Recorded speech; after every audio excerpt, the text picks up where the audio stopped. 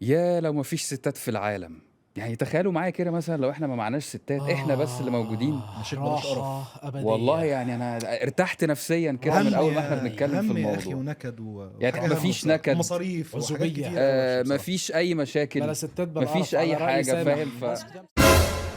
ايه انت عايز تلغيهم من العالم؟ هو في ايه؟ بتعملوا ايه هنا؟ هي مين دي؟ انتوا عاملين مقلب. انا دخلت عشان اللي هو بيقوله انت ازاي اصلا تسيبه يتكلم كده على الست؟ مين حضرتك؟ هو مين حضرتك اصلا؟ مين دي يا حضرتك جدعان؟ مين؟ ايه ده في ايه؟ طب لو سمحت يا مين جماعة انت؟ اطلعي بره يا جدعان. بره يا استوديو. اطلع دي بره. محدش هيصور حاجه.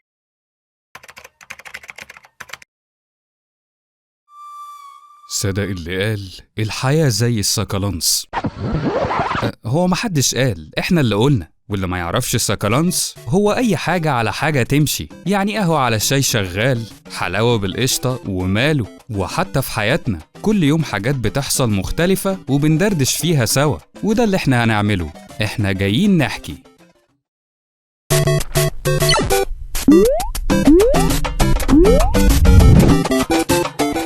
يا مساء النعناع. بعد الخناقه والحاجات اللي حصلت دي اكيد عرفتوا هنتكلم عن ايه. النهارده جايين نتكلم عن الستات والرجاله. عاملين ايه يا رجاله؟ ازيك يا راجل؟ عامل ايه الاخبار؟ سامح ايه الاخبار؟ تمام الحمد لله. وكريم ايه الاخبار؟ خلاص انا مش الذكورية تتحدث. بص انا الرجال مخليها أولاً. للاخر. هسيبكم تخلصوا انا معايا. مخليها ليديز فيرست ولا الرجال تتحدث أولا؟ لا يا عم، الرجال ladies first قوامون طبعاً. على النساء. تهيألي خلود عامله ايه الحمد الاخبار؟ لله.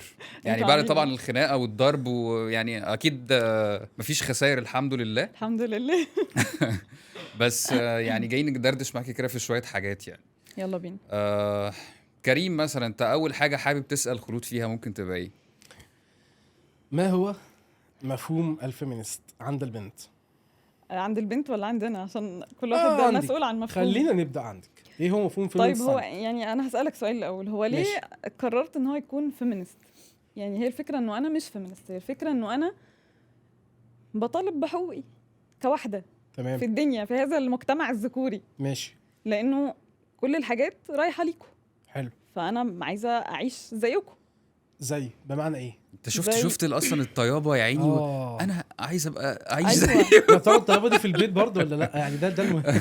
يعني طبعا هقول لك على حاجة، عمرك مثلا سألت اي بنات صحابك في الجامعة او اي حاجة، سألتهم لو نفسك لو صحيتي بقيتي ولد في يوم من الايام هتعملي ايه؟ هتنزل بالليل. يقول لك ده أول انزل حاجة بالليل هنقولها. مثلا. انزل بالليل. اول حاجة طب هنقول معلش، هسهر الساعة في 2 الشارع لغاية بالليل. الصبح. بس ثانية، آه. طب ما نعرف بنات كتير بيسهروا عادي بالليل وعادي دي حاجة ومش- مستحدثة في المجتمع، ما كانش ومش موجودة لازم- لا، بالظبط، على مش- طول. لا موجودة بس بالظبط. يعني هو كريم سأل سؤال حلو الصراحه. يعني هو كتعريف كلمه فيمينست او الحركه النسويه زي ما بيقولوا يعني، مم. فانت شايفه ان هي اصلا ليه موجوده؟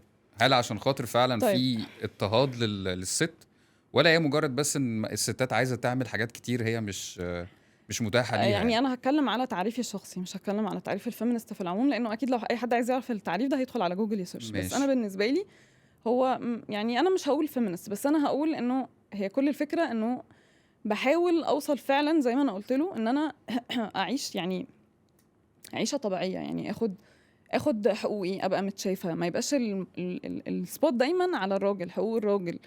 كل حاجه لا ده اخوكي، لا مش عارفه ده جوزك، لا ده ابوكي، الفرخه او حته الكوكو الكبيره لبابا او لاخوكي، قومي سخني لاخوكي، قومي اغسلي لاخوكي، قومي يعني لو غطي على أخوك. الفرخه هو نجيب في إيه فرخه يعني؟ زياده. يعني ليه كل حاجه معلش، احنا اللي بدون بنعمله؟ قطع كلامك يعني، بس مين اللي بيقول لك قومي سخني لاخوكي؟ دايما الام، يعني الام عاده. يبقى مين السبب في حلو. ما فكرة انا هقول لك التفرقة انه دي؟ دايما الست برضو عارف ايوه، ما هو اكبر عدو والله للمرأة هي احييك المرأة على فعلاً. هذا بس ليه برضو؟ عشان هي اتربت واتزرع فيها انه لو انا واحده دلوقتي واحده متجوزه وجبت مثلا 5-6 بنات، بنفضل نجيب بقى بنات لحد ما نجيب الولد. مم. فهي بالنسبه لها الولد ده الفرخه بكشك، يعني هو ده ابني. وشايفه ان الكلام ده موجود لحد دلوقتي؟ موجود للاسف لحد دلوقتي. يعني تفتكري الاجيال اللي كانت بتعاني من حاجه زي كده بتكررها تاني؟ يعني انت مثلا او اي حد من اصحابك بتلاقيهم هم بيزرعوا نفس الكلام اللي كانوا بيشتكوا منه قبل كده؟ هي حاجه مزروعه في المخ اللاواعي، يعني هي مم. حاجه موجوده اوريدي. هتلاقي ان كل ام بتقوم بنتها، لو هي كمان البنت كمان الاكبر، يعني مم. قومي سخني لاخوكي، اخوكي نازل، قومي اعملي له ساندوتش، قومي اكوي القميص لاخوكي. مع ان انا شايفه انه المفروض ان هو اللي يحصل العكس. مم. يعني هي لو عايزه حاجه من تحت، طب ما تقوم تنزل تجيب لاختك، ما انت الراجل، يعني انت هتسيبها هي اللي تنزل تجيب الحاجه؟ لا بس ما هو تنزل ما انت. الرجاله هي اللي تنزل تجيب الحاجه من تحت، مش ده مش طبيعي. الستات. انه رجاله بقى ده دلوقتي ولا زمان؟ لا وزمان زمان لا ودلوقتي. ودلوقتي لا في كل يمكن زمان الأوقات. كان اكتر. يعني انا إنما بقى قاعد دلوقتي لا. واخلي اختي هي اللي تنزل تشتري الحاجات من تحت؟ طيب انت قله قليله جميل. لا لا، والله لا، ده لا، كتير مش قله كده. قليله، هو ده لا، المفروض العرف بس المتفق يعني انا عايز اقول لك عليه. على حاجه. العرف حاجه واللي بيحصل حاجه تانية. طب ما هو العرف ده بيقول طب حاجات ما هو كتير اللي بس مش بيحصل، دايما ما هو اللي بتحصل. بيحصل ده مش في كل بيت، او كل بيت على حسب تربيته. بالظبط، ما يعني تقدرش زي ما انت تعممي بتقولي، يعني. مثلا انا مثلا افترض امي او امك عملوا كده مثلا مع اخواتنا بنات، بس انت دلوقتي مثلا لو عندك ولد وبنت والايديك الاثنين قدامك، انت اكيد مش هتعملي زي ما اتربيتي على كده. يعني مثلا لا عادي هتقول لاخوك لابنك قوم سخن نفسه، قومي سخن نفسك، وفكره ان يبقى المشاركه ان كل واحد بيعمل حاجه بنفسه، لكن مش لازم افرض حاجه على ماشي، ما انا حاجه. بقول لك انا دي هتبقى تجربتي انا الشخصيه. لو انا عملت كده انا هعمل كده، لكن مش اغلب البيوت دلوقتي بتعمل كده. هتلاقي انه دايما، يعني ما هو دايما البنات طلعان عينها من حمواتها مثلا. تمام. ليه؟ ما هي عشان هي واخده ابنها. طب انا فاللي هو هسألك على بالنسبه حاجه. لها، لو انت خدتي اغلى ما عندي، انت خطفتيه مني، مع ان هي ممكن يبقى عندها بنت وولد والبنت متجوزه، بس هي مش حاسه كده من ناحيه انا البنت. بحس ان ده مرض بعيد عن اي حاجه، ده مرض بص بصراحه. هو خلينا ناخد الموضوع من زاويه تانية. يعني انت صغيره مثلا، انت عندك اخوات لا، ولا عندي لوحدك؟ اخت بنت الحمد لله، ما اخت عنديش بنت. اخ ولد. طب خلاص. عشان كده هتقوم بتشتكي حريقه من في حاجه مش البيت. عايشاها اصلا.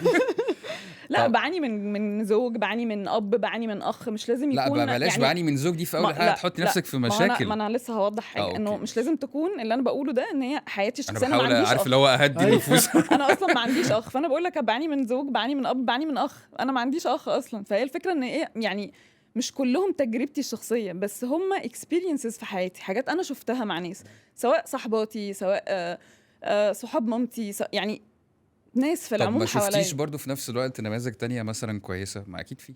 كرجاله لا طبعا. هم للاسف لما بيبقوا موجودين يا حرام بيموتوا على طول. يموتوا يبقى معانا. في ايه بقى اللي بيبقى هو عمرهم قصير، يعني الكويسين الراجل يعني؟ الكويس ده بيموت على طول. يا نهار ما ابيض. بيعمرش كتير طيب في ايه الحياه. يا خلود اكتر حاجه ممكن تضايقك في الراجل، او انت شايفه ان هي ممكن لو مش موجوده في الراجل يبقى الدنيا تمام قوي كده وزي الفل، يبقى انا عايزه هو ده فتى احلامي؟ هو سؤال صعب، بس هم كذا حاجه. لا، فتى احلامي ايه؟ هي كذا يعني حاجه. كأي بنت، انا بكلمك مبدئياً، نيابه عن ان انت اي بنت. بص، هو أو أنا أصلاً يعني حد الرجل اللي بيضايقني. فيه المواصفات اللي انت شايفاها ان هي لازم تبقى موجوده. يبقى بالظبط. طيب خلينا، يعني انا شايفه انه اكتر حاجه ممكن تضايقني انا شخصيا انه يكون بيكيل بمكيالين. يعني ايه؟ يعني مثلا احنا لسه دلوقتي مرتبطين او لسه مخطوبين. شيلي لي بقى كل الولاد اللي عندك على الفيسبوك دول. اوكي، طب انت هتشيلي البنات اللي عندك؟ لا، دول اصحابي من زمان. طب وانا يعني لسه عارفاهم امبارح من الشارع، ما هم اصحابي من زمان. طب ما ساعات بيحصل العكس. بيحصل العكس، اوكي، بس هو الولد هنا بيستخدم سلطته اكتر. وبعدين هي البنت لما بتعمل كده والراجل لو هو وافق يعني خلاص هو شخصيته كده تمام، هو معلش شخصيته اسف ضعيفه. اقول لك على حاجه، انا بشوف ان دي هتبقى بني ادم عديم شخصيه ان هي يعني تعمل حاجه زي كده. مش بسبب بس هي سؤال. بتشتريه عشان هي بتحبه. بص اقول لك على حاجه، انا مقتنع بفكره ان كل واحد ليه شخصيته وكل واحد ليه حريته، انا معاك. وفي الزمن اللي احنا فيه دلوقتي ما فيش ولد ما يعرفش بنت ومفيش بنت تعرف ولد. أنا فالمفروض معاك احنا مثلا مرتبطين، انا ده فلانه وفلانه وفلانه دول في حياتي، وانت عرفتك عليهم بشكل كويس، نفس الكلام. عارف ان في ساعات رجاله لا وما تعرفيش فلان وفلان وفلان، بس حلال لي انا اعرف فلان وفلان وفلانه. فهي فكره مساواه ما بين الاثنين ومشاركه ما هو ده انا بقول لك عليه، هو بيكايل بمكيالين. ان هو بيدي لنفسه الحق. ان هو اصلا انا شفتهم كتير، وفي صحابي ناس كتير كده. وبعدين هو ابسط رد بيتقال انه انا عارف نفسي، يعني انا واثق من اللي انا بعمله، لكن انا مش واثق في الرجاله اللي طب انت هو تعرفيها. ليه اصلا ما نقولش ان دي حاجه مش سويه؟ ان انا دلوقتي بالظبط. خطبت واحده فاجي اقول لها طب والله ايه ده علاقتك سميها بكل زي ما الناس؟ تسميها، بس هو احنا مش إحنا بنتكلم في انه ايه السوي وايه اللي لا. هي احنا بنتكلم ان هي الفكرة- حاجه منتشره. او انت سالتني في الاول انه ليه عايزه بتقولي ان انت عايزه تساوي او عايزه تاخدي حقوقك. عشان هو كده، عشان ده اللي بيحصل. ان هو بيجي هو بيطلب حاجات هو ما بينفذهاش على نفسه. هو بيعمل حاجات يعني اكشلي الحاجات اللي بتضايقه بيمنعها عليها، بس اكشلي هو اللي بيعملها. طب ما هو انا كمان طب انا بحس، طب اسالك انا كمان سؤال، بغير. هل ينفع كل الحاجات اللي ينفع يفرضها عليكي الراجل هي يعني تبقى نفس الحاجات اللي ينفع يفرضها عليكي او انت تفرضيها عليه مثلا في نفس الوقت؟ اوضح السؤال يعني انا أكتر جيت عشان قلت لك مثلا انا مش عايزك مثلا تتكلمي مع الفلاني خلاص، فهل انت لازم في نفس الوقت لمجرد بس ان هو قال لك كده انك تقولي له طب خلاص انت كمان تتكلمش مع فلانه الفلانيه؟ لا، انا ما بقولش نديه. طيب ما انا يعني بقولش هو ندية. بس هقول لك على حاجه، هو احنا كمجتمع برضو يعني احنا مثلا كعرب غير لما نكون بره كاجانب. بالظبط. لا، بس انا يعني هقولك احنا على هنا حاجة. عندنا شويه تقاليد واعراف وخطوط معينه بنمشي فيها. اوكي. الراجل بيبقى ليه دوره والست بتبقى ليها دورها. مهم. عكس بره خالص مثلا يعني. والسؤال ده بصراحه سؤال ماشي. مهم جدا فعلا، لان انا كمان بحس ان بيبقى الست دايما بتبقى مياله تقول لك بس ان الراجل الغربي غير مختلف عن الراجل الشرقي. الراجل الشرقي بيبقى متحكم اكتر علشان خاطر متربي بشكل معين فبيقدر يفرض سيطرته، لكن هناك في مساواه ما بين الراجل وما بين الست. حلو. انت شايفه الموضوع ده ازاي؟ هل فعلا ده هو بيحصل اصلا ولا لا؟ أيوة، الصح هو- ان يبقى فيه كلمه مساواه ما بين الراجل وما بين الست، يعني خلينا ما نقولها هو بطريقه. ثانية، طيب عشان اجاوبك على السؤال الصح ده من وجهة نظر مين او ايه مرجعيتنا فيه؟ هل دينيا ولا هل بص، مجتمعيا هي مفهوم، ولا هل في بيتنا احنا اتفاقي مفهوم بيني وبين مساواة. جوزي مثلا او مفهوم اتفاق؟ مساواة ان كل الواجبات والحقوق بتاعه الراجل تبقى هي بالظبط بتاعه الست، هل ده صح؟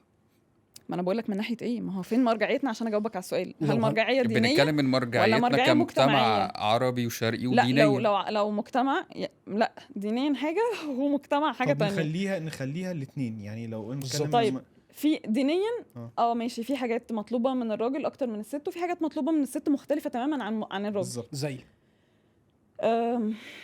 يعني لو فرضنا مثلا القوامه او حاجه زي كده مثلا، دي اكتر حاجه يعني منتشره.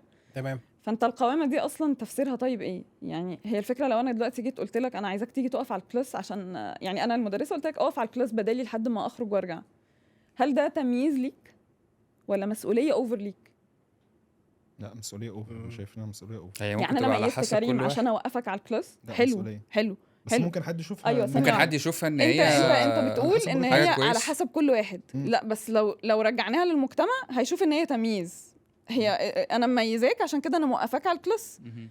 بس احنا لو جينا للدين لا، هي مسؤوليه زياده. امال ليه انت دايما ليه قوام؟ ليه دايما بيقولوا ان احنا مجتمع متدين بطبعه؟ انت مجتمع متدين بطبعه، مع ان انا ما بحسش كده خالص. والله في حاجات وحاجات يعني. مم. بس هو يعني ممكن نقول ان هو اساءة تفسير الدين للمصلحه العامه. مم. يعني انت مثلا يعني احنا يعني جيلنا قريب من بعض، احنا عدينا في فتره التسعينات والالفينات. انت شايفه ان العائلات او المجتمع بشكل عام يعني بيفرق دلوقتي ما بين نظره الست زي زمان؟ يعني دلوقتي زي زمان المجتمع بالعكس يا بيبص عم، ده للست واخدين بشكل حقوقهم تاني؟ تالت ومتلت يا عم، ما لا تخليناش مش نتكلم تالت بقى. ومتلت، بس طبعا ما بقيناش زي زمان. ما هو عشان اللي حصل زمان خلاك دلوقتي تتمرد على اللي لا حصل بس زمان. هقول لك على حاجه، هي دلوقتي الست بتعمل كل حاجه تقريبا، يعني بتشتغل، في ناس بيبقى عندهم بيزنس، اوكي. في ايه تاني مثلا، بيسافروا، في طيب ناس ماشي، كتير ايه جدا المشكلة؟ بتسافر. يعني هي دي الحاجات مثلا الستات ما هو على ده طول بتقول نتيجة. احنا ما بنعملهاش. ما هو ده نتيجه. بس في مثلا حاجه احنا كنا بنتكلم عنها برضو، وانا شايف ان دي يعني ليها وجهه نظر تانية. حته مثلا انت تتاخري بالليل، يعني في بنات وستات كتير بتقول انا نفسي اتاخر زي الرجاله وابقى بره واخرج واجي براحتي. احنا نفسنا نقضي يوم كده نسهر من حلو. بالليل لحد الصبح. بس دي على ليها العربية وجهه قدام نظر، الكشك. يعني الراجل في النقطه دي يقدر يحمي نفسه ويتعامل بالظبط. في المجتمع اللي بس احنا اقول لك فيه كده، عكس الست. يعني انا دلوقتي لو انا قاعد معايا ان شاء الله 100 راجل كمان عادي، مش هبقى قلقان من حاجه، بس لو حلو. واحده ست. ما هو ماشي، ما هو برضو دي لو يعني لو اتكلمنا فيها مجتمعيا بعيدا عن الدين، تمام. فهي الفكره انه بره مثلا ما البنات عادي بيشتغلوا الصبح وبيشتغلوا لا، هو بالليل وبيخرجوا مش وكل مش حاجه. مقصود كده. انا اقصد انه جاي من باب ان يعني أنا ده قصدي بيبقى إن هي- خوف على انا الست فاهمه او انا البنت، فاهمه. مش ما هو ليه؟ مجرد تحكم. ايوه ثانيه واحده، ما هو ليه علشان هو اصلا في المجتمع نفسه البنت دي حاجه احنا هي ماشيه في الشارع احنا بنبص عليها، احنا مش عارفه بنعمل ايه، دي ماشيه لوحدها، ده انت بص، هو فريسة. هو يعني هي فرق فريسة. فرق ثانية فرق واحدة. ثقافات ما ماشي، بيننا وما بين بره، دي حاجه. هي بره اوريدي وعايز اقول لك الحاجه التانية، طب ما هو مين قال وبترجع لك متاخر. ثانية مين بس. قال لك ان وعادي بره ما بيبقاش في فيه ناس كل غير حاجة، سويه في كل حاجة. وبيحصل ماشي. تعديات بتتكلمي- وبيحصل بس كل حاجه. أوكي، في ناس بيحصل مش جرائم مش يعني طبيعيه. ثانية واحدة، خلوا انت بتتكلم مثلا وهنا ان فكره بيحصل الكلام ده. مثلا تعالى نتكلم بالمنطق، على ان مثلا معدلات احنا الجريمة اطفال عالية. كنا لسه في سته ابتدائي اولى اعدادي، اللي هو اول ما الواحد بيدرس الجسم بيولوجيا وايه ده والولد والبنت وتغيير الجسمين يعني. تمام. فهنيجي نقول مثلا في مصر، هنقول مثلا او بعض الدول مثلا العربيه شويه فيها تحرش جنسي زياده، فيها مثلا حته لا ان ده عيب ده حرام مش عارف ايه، فبره متفتحين زياده، فبالنسبه لهم هم عارفين الحاجه دي وهم صغيرين فما فيش خجل. تمام. فهنا مثلا احنا هنيجي نقول زي ما انت بتقولي كده، مش على كلامك ان دي فريسه، ده احنا ذئاب، احنا كرجاله. طب ما هو معلش زي ما سامح قال فعلا، طب ما هو بلاد بره متفتحين جدا جدا وعارفين وشبعانين من الجنس جدا جدا، في تحرش، في في خصوصات كل بيحصل، حاجة، في اكل كل بس حاجة في سرقه. بتحصل هنا. يعني المقصود ايه، انا لما كراجل واسمي راجل ما اسميش هو مرأة ماشي في الشارع لوحدي بالليل، انا ممكن اقدر اتثبت ويطلع عليا ناس واتعور ويحصل معايا كذا حاجه. أوكي. بس الفرق ما بين الراجل والانثى، ما هو النبي صلى الله عليه وسلم قال لك ايه، رفض يعني القوارير، اللي هو عظمكم مش بقول طري او بقلل، لا بالعكس خالص، انتوا ورده حلوه، احنا طوبه مثلا حجر، فاهم قصدي؟ فالراجل نفسه لو اتعرض في موقف بالليل في وقت متاخر وحصل حاجه، الراجل مهما يكن هيعرف يتعامل، هيعرف يصد شويه، او الخسائر هتبقى اقل هتبقى بكتير. أقل شوية. يعني بالظبط. معلش انا اسف دلوقتي انت راحت حد جاي يتقدم لك وانا راح اتقدم لواحده، انا واخد بشله في وشي ولا متعور ولا اي حاجه في وشي، ساعات الراجل ممكن تتعدى، لكن كبنت مثلا عندها مثلا عاهه في وشها سواء بره او هنا، دايما بس يقول لك والله لا مش بتنمر، بتكلم عامه في العموم. هي يجي يقول الفكره لك إيه، لا مش عارف، جايه. حتى لو بره على فكره. فانا بتكلم في بالظبط. نقطة ايه، الراجل دايما بيبقى سيفتي شويه في الشارع لو الوقت يعني متاخر، ايوه لكن ماشي. البنت بيبقى عليها خوف اكتر. يعني هو مش ما هو- تحكم على قد ما هو خوف على البنت، لان في فرق ما ما هو بين ليه تعامل انت الراجل خايف وتعامل. عليها ليه؟ عشان هو المجتمع كده. ما هو مين مش اللي علشان هيخطفها؟ المجتمع كده كمان، في أي علشان حتة طبيعي يعني. مين اللي إن في اي وقت هيأذيها يعني؟ تتعرض لسرقه، تتعرض لقتل، لا مش يعني هتقدر تدافع عن ما هو نفسها. بص مين بص اللي يا هيأذيها يا في سامح، الوقت ده؟ خلينا واقعيين. يعني انت دلوقتي الست في الشارع زي الراجل. لا طبعا طيب. اكيد. بمعنى ايه؟ فما ما هو بالك بمعنى ايه؟ قصدك ايه؟ بمعنى يعني ان في بمعنى اغتصاب ممكن ما يحصلش إن للراجل، نظرة- لكن في اغتصاب ممكن تحصل لبنت لو وقت متاخر، ان الراجل ايوه ممكن ما هو اللي يحصل انا حد. عايزه اقوله، مين اللي بيعمل فيها كده؟ ما هو ما فيش بنت هتبقى بيعمل- الساعه 5 بالليل لا بيعمل هيطلع لها الراجل. بنت ما هو- تانية ما هو هتعمل فيها الراجل كده. ده ما هو الراجل موجود ليه هنا. بقى؟ عشان يا دي ستي نظرته، هو ماشي. ده اللي اتحط في دماغه. يبقى مش كل لا، لا، الرجاله الراجل هنا انا ما مش قلتش كلهم. كل، انا في- ما قلتش كل، بس طب بقول نسبه ماشي كبيره. اقول لك على حاجه، وعشان انت مزروع في دماغك انه حلو، لا دي مين قال لي بنت. كده؟ طب ما هو ممكن نفس وعشان- الراجل اللي اغتصب البنت ده، لا استنى، نفس الراجل اللي اغتصب البنت دي اغتصبها النهارده، بكره يجي يلاقي راجل في نفس الميعاد هيضربه عادي او يسرقه، يعني مش لازم طيب هو كده ماشي، كده بس- هيقتل راجل. هو الفرق وهيغتصب ان ست. هو بيستفيد من الراجل ان هو بيسرقه بالظبط، ويستفيد والست- من بالظبط يعني طب خلاص، ده واحد اصلا غير سوي هو نازل يعمل أيوة. كده. انا بتكلم هنا على علاقه الرجل بالمراه عموما في المجتمع. هم يعني احنا اتزرع في دماغنا انه البنت اللي ماشيه في الشارع دي. ايوه في مجتمعنا، في مجتمعنا. الشرقي. على فكره هو أيوة. شرقي هل وغربي المجتمع الاثنين. الغربي ما لا، بيحصلش بس- فيه الكلام ده؟ انا لا ما بقولش بيحصل. ما بيحصلش، بس مم. انا بقول وجهه النظر ذات نفسها مختلفه. اذا يبقى موجود يعني- في الاثنين، ما يعني هو تقدري تقولي موجود، ان هو بس موجود هو في هناك الاتنين. بيحصل ليه وهنا مم. بيحصل ليه؟ مم. يعني ايه السبب؟ ايه السبب اللي بيخلي ان هناك يحصل كده؟ يعني لما هناك واحد بيغتصب واحده، مم. ما انت هناك اصلا هما بيمشوا في الشارع كده عادي. مم. يعني هما انت بتشوف حتى على اليوتيوب او او الانستجرام والحاجات دي، بيبقوا عاملين اللي هي الشوز اللي عاملينها في الشارع، مم. هاج مي فري مش عارفه ايه. مم. هو اصلا ما عندوش حته ان هو في شهوه، limits. هم كده كده بالظبط. هم لا، عادي، هو شبعانين، بيحضنها هم حضن شبعانين. هي احنا الغريزه مش ده بيفكروا موجودة، في خلي أدب، مش بالك بياخدوها عشان بقلة أدب. تعرف. ماشي، انا مش الغريزة موجودة بتكلم، هنا انا مش وهنا. بتكلم على الغريزه، بس بس انا بتكلم ان انت آه. اتحط في دماغك، اتزرع في دماغك ان انت لو شايف واحده في الشارع، انت ماشي بعربيتك الساعه 2 3 4 بالليل، بنت ماشيه لوحدها، وخصوصا لو مش محجبه، خصوصا لو لبسها مثلا نوعا ما مم. يعني مش ففكر ان دي محتشمه، شمال. فانت هي آه. بالنسبه لك دي شمال آه، وش آه، اصلا، آه. مش هتفكر. مم. انت خلاص احنا وانا مم. طب كلنا ما هو طالعين ده احنا ليه- ده بنفكر ليه؟ كده. دلوقتي يا خلود، عشان يعني احنا حتى وجهه أنت شايفة النظر إن- المجتمعيه عشان قالت كده. المجتمع كده بالظبط. طب هل احنا اللي هو نقدر ايه ده؟ اول ننفصل حاجه انت عنه؟ هتقولها هتبص كده، هي ملهاش اهل، هو باباها فين؟ ايوه هو احنا زي اخوها المفروض سايبها ليه وتمشي في واخدينها الجزعة. ليه؟ انا أيوة، اقصد actually. انه احنا ليه واخدينها كتحكم مش واخدينها كحمايه، ان دي حمايه للبنت انا أوي بس. ما بتكلمش عن ايه السبب ان أنا انا بقولك بمنع موقف. البنت ان هي تنزل. انا بتكلم انت بقى نظرتك ايه، او نظره اي حد ليها. هو ليه؟ طيب ليه ابويا بيمنعني ان انا اعمل ده، او بيمنعني ان انا انزل البيت الساعه 3 الفجر، من البيت الساعه 3 عشان الفجر؟ خايف عليك. ايوه حماية عشان خايف ليكي. عليا. ليه بقى؟ عشان اي حد هيشوفني. يعني هو بابا زمان كان يقول لنا مثلا لا الناس تقول عليكي ايه. لا هو قبل الناس، يعني انا مع احترامي انا ما بحبش كلمه الناس بتقول دي، يعني ما هو سيبك منها. لا، ما هو بس انا بتكلم قبل الناس، هو خايف عليك انت شخصيا. لا، ما هو خايف عليكي، دي حاجه، دي حاجه كده كده. بس انا بتكلم ان هو يعني في نقطه تانية كانت دايما برضو بتتحط في الحسبان، انه اجتنبوا الشبهات. الناس تقول عليكي صحيح. ايه، الناس ما تعرفكيش، انا عارف انت رايحه طب فين، ما دي- وعارف انت دي جايه ناحيه منين، تانية صح. وعارف انت بتعملي ايه. ويعني احنا بابانا كنا عادي، احنا بنقول لهم الحاجات، يعني لينا زمايل بنجيبهم كل تمام، ما فيش مشكله. ولكن اللي انا اقصده انه هو الدماغ فيها انه الناس هتقول عليكي ايه. ما هو انت الناس لما هتشوفك، الناس ما تعرفش انت جايه منين، ولا انت رايحه فين، ولا انت بتعملي ايه، ولا اهلك عارفين ولا مش عارفين، فبالتالي هيحكموا عليكم نتجنب حكم الشبهات مش دي برضو، على فكره هي حاجه صح مش غلط. هي صح، بس ماشي. عشان هم اوريدي هيفكروا كده ليه؟ عشان خلاص هم اتبرمجوا على ان هو ده خلينا السبب. متفقين ان احنا في مجتمع في اطار ان احنا بنتعامل بشكل معين، وكلنا عندنا اصل هقول لك على حاجه، صعبة، يعني علم اختلافات. الاجتماع ده مبني على ايه؟ اختلافات. على سلوكيات دراسة وتصرفات بالظبط. ناس معينه في كل مكان واحد ليه معين. خلفيه معينه، كل بالظبط. واحد أنا اتربى في بشكل سؤال- معين، فاكيد سؤال كل مهم. ده بس بتاثر في حاجات بتبقى بشكل عام كده موجوده في طب هسألك سؤال مهم يا خلود، قولي لي كده، انتوا كستات او كفيمينست او ايا يكن ايه المسمى، او خلينا نتكلم عن هي الفيمينست. بتقول لك انا مش فيمينست. ماشي، انا بنتكلم عامه، احنا بنتكلم ان انت كست فاهمه شويه. ايه متطلباتكم؟ يعني ايه المساواه اللي انتوا عايزينها عايزينها تبقى زيكم زي الراجل؟ ايه هي؟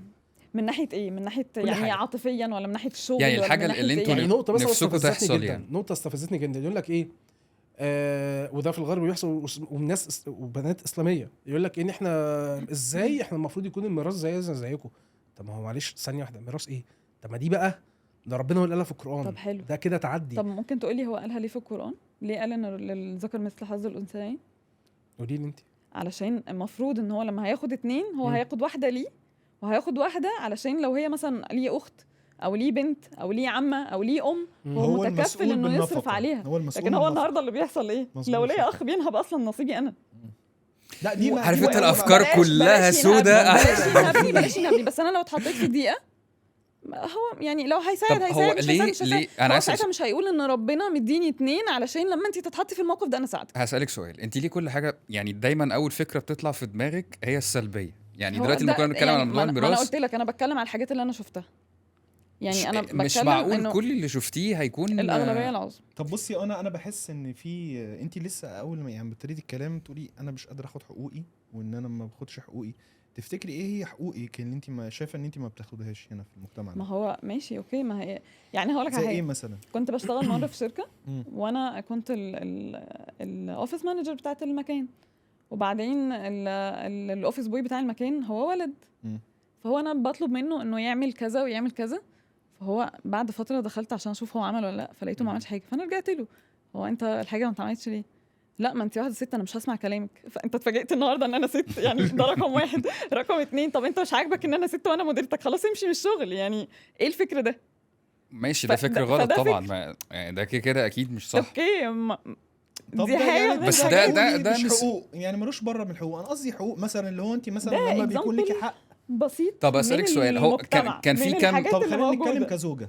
يعني مم. انت كزوجه شايفه ان انت ما تاخديش حقوقك ازاي؟ يعني ما هو انا بقول لك انا مش هتكلم على حياتي الشخصيه. لا يعني نتكلم بشكل عام. احنا الزوجة واقعين المصرية على أساس إن يعني. انت بتمثلي ماشي حسب. شريحه كبيره من الستات. ما هو مش يعني. مش كل الناس زي بعض، بس شريحة مثلا كبيرة. زي ما قلت لك الكلب مكيالين. مم. هقول لك على حاجه. مره مثلا اتقال جمله كده من حد من اصحابي انه لا ما هو اصل غيره الراجل غير غيره الست. ده حقيقي فعلا. بمعنى ايه بقى؟ ايوه لا دي اه حقيقه. طبعا. طب ماشي بمعنى ايه؟ لا هقول بس لك. هي هقول لك هي الغيرة طب يعني والنبي غيرة سيبه- واحدة. لا سيبه هقول يقول غيرة الراجل يعني- يعني غيرة الست. مم. دلوقتي لو واحده ست دخلت وشافت واحد نايم مع واحده جوزها يعني جوزها. مم. شافت جوزها نايم مع واحده هتعمل ايه؟ هتعمل ايه؟ قولي. ايه اللي هتعمله؟ انا بسالك. لا انا اللي سالتك السؤال فانت جاوبني. ايوه ما انا بقول لك هو هيرد هتعمل عليكي. ايه؟ ما انت ست. هو بيديك مش انت هنا ست. بيديك انا ما اعرفش انا ساعتها ممكن اعمل ايه حسب اللي جنبي لا بقى. انا ببقى عارف انا هعمل ايه حسب اللي ومجدي عارف هيعمل طب ماشي، ايه قولي- وكريم قولي- عارف هيعمل ايه. قولي انا يعني. هقتلها طبيعي. طب وانت مين عندك حق لو إنك ما تعمل قتلتهاش كده؟ يبقى عندي حاجه مش الموضوع مظبوطة. سخن طب أوي. وانت هتقتلها ليه؟ وانت هتقتلها ليه؟ ايوه وانت اقتلها هتقتلها طبعا. ليه؟ ايوه اقتلها شرفي. ليه؟ لا شرف. هي نفسي ما قتلتش. هي غيرة الراجل عنيفه بس باي ذا مضرة. واي احنا ما بنتكلمش اصلا بص، هو حتى ما على حدش غيرة كده الراجل كده- وغيرة الست ما أنا في بقولك الحتة ليه- دي. ليه هو أنا ما حدش جبت عارف المشهد ده؟ انت في ليه الموقف جبت نفسه المشهد ده؟ لو يعني طبعا يعني بعد بعد شر الشر ربنا نفسل اي حد. ربنا يكتبهاش بس انت لحد. لو في الموقف نفسه انت ما بتعرفش الكلام تعمل ايه، دي حاجة- حقيقة. الكلام حاجه بس ده على فكرة- حد يتشل اصلا. بس الاكتر ما اللي هو بيحصل أيوة. ايه؟ بس هقول لك على حاجة. الاكتر اللي بيحصل بس هو بص هو اول حاجه قالها ايه؟ هو أنا هقتله. هو على الراجل وعلى الست، يعني ده هو- برضو ما يعرفش ممكن يعمل ايه وهي برضو ما تعرفش ممكن تعمل ايه، ايوه فاهمني؟ ما ماشي بس ماشي، بس ماشي، هو أنا اول حاجه بكلمك فكر الأكترية فيها بيعملوا وهو إيه؟ متاكد من رد فعله الأكتر فيها ما- تبقى ده- ايه؟ ده إن انه انا حاجة هقتلها. ايوه، بس الطبيعي. هو بيتكلم ان ده السائد، ان ده الأكتر لو إيه اللي حصل. بيحصل؟ ايوه ليه تقتلها؟ انت مش يعني ايه ربنا اللي ليه انا تقتلها؟ شايفها طب انا معلش يا شايفها مع سامح، واحد. ثانية، خانتها خلاص ثانية. سيبها أنا سيبها شايفها سيبها مع وامشي. واحد. سؤال يا سامح طب معلش. وإيه؟ طب لو طب العكس وانت في لو العكس القانون؟ لو العكس طب سؤال لو العكس ولو العكس شوف فعلا. بص طب بص لو بص العكس بص المفروض كريم أنا بص مش- كريم. طب معلش لو العكس لو انت المفروض بقى إن هي انا هحرق انا ما لا بفكر ثانية واحدة احرق بس يا عم ثانية. لو مراتك دخلت عليك يولع. لقيتك انت اللي نايم مع واحدة اه هي ليها حق تقتلك ولا لا؟ ثانيه واحده بقى، انت المجتمع أيوة هنا يعني بيتقال طبعاً بيتقال لها حقها. ايه؟ ليه حقها؟ حقها. ازاي يعني؟ ما ازاي يبقاش من في حقي ان انا اقتل قانون. اصلا؟ خيانة. مش في قانون ازاي من ودين. حق مش لحد دي انه خيانة. يقتل ده يا ابني ولا دين خيانة. ولا قانونا. لا بصوا طبعاً. خلينا انا اصل ما انت بتكلمش بره انا بص يا جماعه عشان انا ما بتكلمش قانونا ولا دينا. أنا ماشي مش هو لا هو محامي بيتكلم ولا أنا على فاهم على قانوناً. عاطفيا. هو بيتكلم على يعني انفعاله بيتكلم ساعتها. إن أنا ذروة كراجل. الانفعال أنا الانفعاليه شعوري أنا هتخليه كراجل. يعمل ايه؟ يعني انت مثلا معلش يعني انت ممكن مثلا وانت معديه ولقيتي واحده مثلا بتبص على يعني على جوزك تمام بشكل معين يعني عماله تبص عليه وبتاعه. انا لو واحد شاف مراتي وقاعد يبص عليها ولو شافه قاعد عمال يبص عليها ويبص على تفاصيلها وبتاع تفتكري الرياكشن هنا والرياكشن هنا هيبقى عامل ازاي؟ طب انا هقول لك على حاجه، الرجاله بقى بيقوموا عاملين ايه؟ بيوم بزعق مع مراته هو بيبص لي كده اللي هو انا مالي ده شخص ده تعبان ده تعبان هي بتحصل. لا ساعات بتحصل مش شخص ايوه تعبان. فعلا ساعات على بتحصل هو فكرة يعني بيبقى من كتر ما هو ايه اغلب الناس مضغوط- بتعمل كده مضغوط فعلاً. ومش عايز يقوم يتخانق معاه او يحصل مشكله. لا، بس هقول لك على حاجة.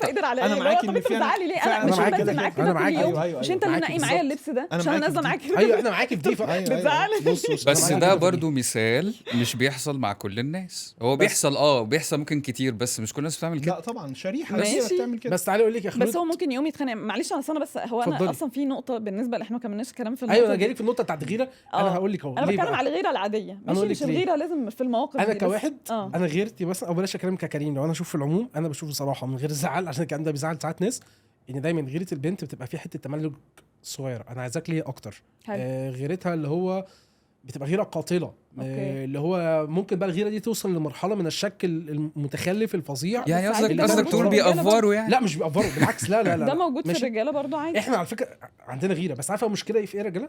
احنا ساعات غيرتنا دي بتبقى كتومه ما بنقدرش نخرجها. يعني انت بيبان موافق ان لكم في إن إحنا مش فرق ما بنغير. بين غيره الراجل وغيره الست؟ طبعا صح. انتوا مين على الأكتر؟ فكرة هي غيرة الراجل اللي توجع نفسها اللي تبقى مختلف. تكسر قسم بالله غيره الراجل.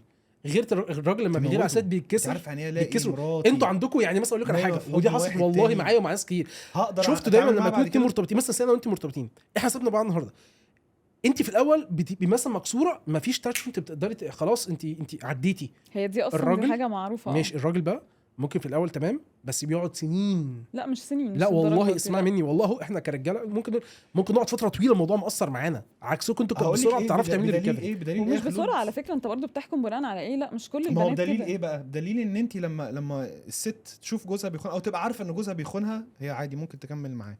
مش هتقولي مش كل بس في شريحه كبيره هي هتكمل. هي معلش عايزه ده تحافظ على دليل على ايه؟ البيت. ده دليل على ايه؟ ثواني بس هي ممكن ثواني عايزة بس تحافظ اديني على فرصه. بيتها. لكن ايوه انا الراجل عايزه اعرف دليل على ما انا ايه. ثواني بس هكمل كلامي. طيب بالراحه عليا. ايوه ماشي انا اللي بصراحه الراجل عليك. يا ست ايوه ما انا بقول لك أوكي. الكلام اللي بيحصل. انا ما طيب، بتكلمش أنا كلام مستنية. ما بقولش تخيلات. خلي بالك ما بقولش ما كلام انا من مش والت ديزني. معترضه بس انا عايزه اعرف منك ده بتثبت بيه ايه عشان ابقى الراجل- ماشيه معاك ما في ثواني، الكلام. ما الراجل دلوقتي لو شاف مراته بتخونه مش هيكمل معاها. سيبك من القتل يا ستي ليه؟ ومن كل حاجه. ليه بقى؟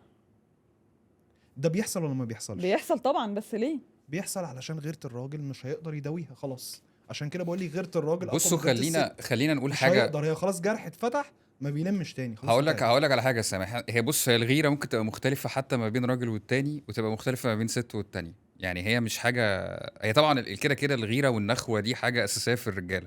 بس أنا بتكلم يعني هي بتوصل لحد فين، والتصرف بيكون عامل ازاي، وهل هو بيكون فعلا صح. يعني هو بيتصرف بشكل ممكن تكون غيرتي دي حاجة مضرة سيئة مؤذية يعني، وفي نفس الوقت ممكن تكون حاجة صحية. غيرة صحيحة او سليمة او بشكل كويس.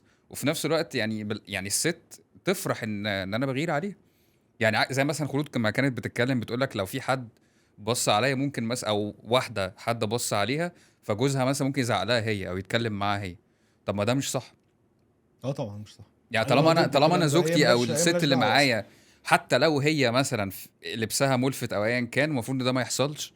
بس انا مش المفروض ان انا اعمل كده. لا هو اصلا لا لبسها طبعاً. ملفت طبعاً. معلش. لا انا بقول لك حتى لو ثانيه واحده. لا يعني هقول لك على حاجه. هقول لك على حاجه. هو ده مش صح. انا بقول ان ده مش صح، بس اقول لك حتى او لو. غلط بس انت جاي تفوق دلوقتي لما حد بص. لما انت اصلا ايوه انت لا يعني فاتح حتى البلكونة. يعني انا دايما مع مبدا. ما هو خد بالك التربيه بتبقى واحده. انا مع مبدا ايه، لو حد يخصني انا يعني حتى لو شايفه غلط انا ما اعملش ده معاه في ان بابليك يعني. ما زعقلوش واتكلم معاه وبتاع حتى لو هو اللي غلطان. لا يعني انت مثلا حد عمل كده، طب ما انا اروح اضرب اللي بيعمل ده. واقف هنا وانا لما اروح مثلا البيت او في وقت تاني ابقى اتكلم معاه. انا ما عايز هو ده اتكلم الصح. عايز اطلع بقى نقطه هنا مهمه جدا ان مثلا بعد كده انا مش المفروض ان احنا نلبس الحاجه الفلانيه. يعني انا لا، بقالي لا، 10 ثانية. سنين بنزل معاك باللبس مش شرط ده. 10 انت سنين، ممكن ناس لسه بقالنا بتعرف سنة بعض. متفقين على كده. اوكي لا انت ماشي. دي قصه تانية يا بقى. ستي حصلت فجأة وهي قررت تلبس حاجة معينة وهم نزلوا خلاص، او هو شافها قابلها ماشي بره خلاص. كده. دي حاجة كل ومصادف ده في موقف حوار بقى أوكي جديد مفتوح على السوشيال ميديا هتتحل. دلوقتي. حوار بقى توبيك جامد فشخ لا على ثانيه واحده السوشيال احنا ما ميديا. خلصناش الموضوع. لا في نفس النقطه. انا بس عشان الحوار ده منرفزني وكنت داخل في ديبيت مع واحده صاحبتي وبصراحه ما حبيتش اكسفها ومشيت معايا عمت عليهم عشان مين ما نخسرش بعض. هنا بقى السؤال، حوار كده اتفتح اللي هو لو انا وانت دلوقتي خارجين في مكان ما وحصل خناقه وحد بيعكسك فانا قمت مسكته فشخته. احنا دي ثانية واحدة بس. كمرتبطين ولا احنا كأنا وانت احنا اصحاب عادي؟ لا انا ومراتي مثلا. انا ومراتي انا خطيبتي وحصل ما وواحد قام عكسك بطريقه ما، رحت انا ماسكه فشخ نصين ومسكته عجنته علقه. فقال ايه الحوار بقى يا معلم مجدي دلوقتي اتقال لي بقى ان لا، وان انت كده احرجتني، وان انت كده خليت شكلي وحش جدا، لا وان انت طبعا. كسفتني. والله العظيم ده لا بيتقال طبعا. دلوقتي على بص السوشيال هو ميديا مش صح. بطريقة بشعة، واعرف بص. بنات بتقول كده. ما انا عايز اعرف ده هاني لا بس هقول لك على حاجه. وانت كده هقول لك على خفتني، حاجة. وإن مش صح. هو وان بس- الصح ان انت المفروض تحترمني في وجودي معاك يا كريم وتعدي الموقف وتعديه. لا هو بص احنا بس نرجع خطوه لورا. هو الفكره انه الشخص اللي عمل الموقف ده عمل ايه؟ يعني هل مد ايده مثلا؟ يا ستي بصلك بصات مش تمام. بص ما كل الناس بتبص، بس لا انت لا ممكن لا ما لا, تبقاش لا. شوف بص بصات مش طبيعيه ورمى كلام حاجه وما ملفته يعني. احترمنيش. ده راجل وانت واقف. مهذب. وأنا واقف صح، معاكي. راجل لا قليل عادي أدب. هتقوم تمسكه تضربه لا عادي. بص هقول لك على لان انا حاجه. لو انا قاعده جنبك اشمعنى في ناس بقى بنات ماشي، يقولوا لا بس ده يعني لا انتوا ليه؟ كل الرجاله زي بعض. لا طبعا. ما هو انتوا الثلاثه اهو قاعدين بالظبط. كل واحد ليه راي. ماشي، انا مش بتكلم دلوقتي يعني كرجاله، انا دلوقتي بتكلم على البنات بعموم. ليه في بنات شايفه ان ده غلط؟ ليه شايفه هي ان ممكن تبقى يعني ما اعرفش، بس انا ممكن تبقى هي وجهه نظرها انه فعلا انت كده كسفتني او انت احرجتني، انت لا، فرجت لا، الناس هي لو علينا، انت وجهة خليتنا نظرها- الناس تبص بالظبط. علينا. لو وجهه نظرها كده يبقى بلاش منها. انا بس في حاجه عايز اقول نخلص بس هو خالص من بيقول القرف ده. اللي هو دلوقتي فهو والله خلاص. يعني حريه الراي يعني. بص معلش انا اسف يعني سوري يا نادين، والله انا اسف. هو دي قلت يعني نادين صاحبتي جت ناقشتني في الحوار ده وتقول لي لا ده ما ينفعش ومش عارف يا ايه. معلم قلت بس في حاجه بقى، يعني انا ما ينفعش أنا ما اخش في أقدرش أسيبها خناقه. كده. الحاجه اللي فعلا ما ينفعش اعملها او اتلاشاها قدر الامكان ان انا اخش في خناقه وضرب فعلا وانا معايا مثلا مراتي وبنتي. ماشي دي عندك حق فاهمني؟ دي انا جاي بعرضهم انت معرضهم لخطر لخطر. وهم نفسهم. بس في نفس الوقت انا مش هقبل ان ده يحصل يعني. اكيد طب ماشي، يعني اكيد هتتصرف ازاي؟ يعني فرضا لو هو الموقف اللي هو بيقول عليه انا ده، ممكن اهزقه هو مش والله. هيسكت لك. طب هو لو مش ما هيسكت سكتش لك. بقى ساعتها يبقى هو بقى ياخد اللي فيه نصيب بقى ماشي، لو ما هو انتوا اللي هتخشوا مع بجح. بعض في خناقه وهتضربوا. بس او تتضرب لو يعني لا لا لا لا هتضربوا، قصدي انتوا الاثنين هتضربوا في أيوة، بعض أيوة. يعني. لو ما فيش اوبشن تاني غير ده ما اكيد هعمل كده. طب هي نفس بس أنا النقطة برضو بتكلم كان يعني. بيبقى نقطتك اللي وصلنا أنا بالظبط كنت لنفس لسه النقطه، ان سبحان انت الله عرضت معاك فيها. مراتك وبنتك لنفس بس لو الفكرة. اقدر ان انا اصل في ناس يعني في ناس ايديها سابقه انا دماغها فهمت فاهمه. انا فهمت أوكي. خروج فاللي قصدها هو- ايه. قصدها يعني اللي هو انت لو في الموقف ده انت مش هتقدر على الناس. يعني مثلا شله معديه وهي معاك وبتسمع كلام، فانت مش شرط ساعتها شلة، لازم ما هو ممكن تتصرف يبقى علشان واحد هي تعدي برضو. بامان. فاهمه يعني؟ بالظبط فاهمني ان انا أقصد ما إيه؟ اعرضهمش ما لمشاكل. تعرضهمش الخطر. لكن لو يا حاسس عم إن أنت مشيهم وبعد كده بالظبط. بقى اعمل اللي انت عايزه بالظبط. فاهم. بس هي دي هناك الفكره. هو بقى. لا يعني لو خدي القميص لو ده أنت- واجري. لو انت قول له ايه، لو انت راجل بس استناني هنا اروح اوصل المدام وارجع لك. خدي القميص واجري يا فايحه. طيب هنرجع تاني لنقطه ان غيرة ارجعي. الراجل مش زي غيرة الست مبدئيا. النقطه دي وجعكي قوي اه. عشان حاسس بيكي. عشان طب ليه اولا بقى؟ انا ليا وجهه نظر بقى بصراحه. قولي. انا بحس ان غيرة الراجل آه. يعني اولا انا بشوف ان غيرة الست اصلا اكتر من غيرة الراجل. ماشي. حب تملك. لا. شايف إن حب على لا، فكره برضو بالعكس. على بس أنا فكره هقولك برضو ليه. مش دايما ان غيرة الست تبقى اكتر من غيرة مش الراجل. قصدي ساعات العكس. اكتر كغيرة، بس قصدي لو هي فعلا بتحب بجد، هو مفيش واحده بتقبل ان حد ياخد منها جوزها مثلا، أكيد. او صاحبها او حبيبها او أكيد، خطيبها وات أكيد. ايفر يعني. لو هي فعلا بتحبه بجد، فهي اوريدي يعني مش فكره ملكيه، بس لو انت حبيبي انا بتاعي انا، زي مريم فارس كده، انا مش انانيه، انا عايزاك خصوصية ليا يعني. لوحدي، أيوة. فانا عايزاك ليا لوحدي، ما انا مش أيوة. هقبل طبعاً. بالشركه يعني. ايوه فهي الفكره ده في انه دراعك. انا بشوف انه لا، غيرة الست عاطفيا، هي عاطفيا بتتوجع اكتر، ده اللي انا اقصده. ماشي. هو الولد لما رد صح. عليا وقتها وقال لي غيرة الراجل مش زي غيرة الست، هو كان يقصد ان الراجل بيتوجع اكتر. تمام. بشوف انه بس لسبب واحد، بسبب انانيته. اللي هو انت ازاي؟ هنكت مني. اه ما انا عايز افهم اللي انا. هو ازاي؟ حلو. اللي هو ان هو لما هو اللي قال لك لو انا شفت حد في المنظر ده انا هقتلها، شرفي. هو ما قالش عشان ده انتي شرف يا بنت بالظبط. البكعب. هو بالنسبه له الشرف. هو اللي الشرف. اتوجع. البكعب. يعني انت في الشارع، اللي بيحصل في الشارع، لو انا ماشيه مع جوزي او مع واحد زميلي او وات ايفر يعني، وهو مثلا واقف بيجيب حاجه من الكشك وانا واقفه بعيد عنه شويه، فواحد معدي لقطني لوحدي فبيقوم رامي كلمه، فهو ما يعرفش ان انا معايا واحد، فالتاني بيجي يظهر في المشهد فجاه، ايه يا باشا ماشي. انا مش مالي عينك ولا ايه؟ اللي هو يا باشا ما اعرفش انها تخصك. ايه تخصك دي؟ يعني ايه تخص؟ وبعدين هو انت مش عشان- فاضيه يعني. يعني انا مش فاهمه عشان انا يبقى معايا حد، دي الحاجه طب أنا هقول الوحيده لك على اللي حاجة. يعني انا لازم اتعلم أنت معاكي عليها حق على عشان فكرة في استنى، لا الحتة ده دي. لسه في لا، حته هي كمان. في حته فعلا معاها حق فيها. هل ده فكرة- معناه ان انا لازم يبقى معايا واحد كده عشان خاطر ما تعكسش او ما حدش في يضايقني؟ مجتمعنا ده طيب حلو. آه. لا، دي في نقطه. في ناس فعلا بتعمل كده وبيبقى هاممها منظرها اكتر ما هامم يعني ان هو غيران عليها او غيران على مراته او صاحبته او كده. النقطة فعلاً ده التانية في حقيقي. الغير. ده الكلام ده حقيقي. هو يعني لما أنا هو بيجي موجود يغير طبعا. مثلا، في رجاله كتير بيبقى مثلا طلق مراته بس مسود عيشتها، لو هي قررت انها تتجوز بينط لها في 100 حته. لا ما دي بقى دي مش صح. ليه بقى؟ بصي، عشان دي كانت مراتي، لا، يعني لا. هو علم عليها علامه. وان الست بعد ما حتى لو جوزها توفى لا قدر الله مش من حقها ان هي تتجوز تاني، ولا لا انا المطلقه ماليش مش من دعوه حقها ان هي بالنقطه دي، لا لا لا انا مش الكلام ده دي كله حاجة أكيد مالهاش ما- انا مش علاقة أصلاً بتكلم على كمان النقطه دي، انا بتكلم على نقطه معينه، بتكلم على فكره ان هو بيبقى غيران لنفسه، على نفسه، مش غيران عليها. يعني هي لو قرد بزديري ماشي في الشارع، دي مراتي، دي اسمي، ده تخصني، منظري. ده عرضي منظري. بالظبط. طب مش خلينا فكره عشان انا بحبك. هقول لك ثانيه واحده بقى، ماشي. والدليل على كده انه لما مثلا لو واحد مامته انفصلت عن باباه او باباه توفى، وهي قاعده بائسه لوحدها في البيت وقررت انها تتجوز، ماشي. يا ليلها يا سواد ليلها، انا معاك في دي. ازاي تتجوزي؟ انت اتجننتي. هي ما عملتش حاجه حرام، ما عملتش حاجه غلط. على العكس دي من البنات سلبيات بقى البنات التقاليد بتتضايق بالظبط. وممكن تتعب وممكن تبقى متضايقه، يعني هي تتجوز واحد غير بابا، بس خلاص يعني لو ده احسن لك اوكي، انما بس هو انت عارف هو بيغير على نفسه. يعني ايه يعني هتجيبي لي راجل غريب يبقى جوز امي دلوقتي؟ انت مش هو أيوة. بيغير على بس اقول نفسه. لك اتكلم انا بقى في النقطه دي. يعني انا اتكلم، انا والدي والدتي والدتي برضه خلي بالك ثانية بس. نفس الكلام برضه، أنا- نفس آه، الكيس يعني. انا مثلا والدي ووالدتي مثلا منفصلين وانا صغير جدا.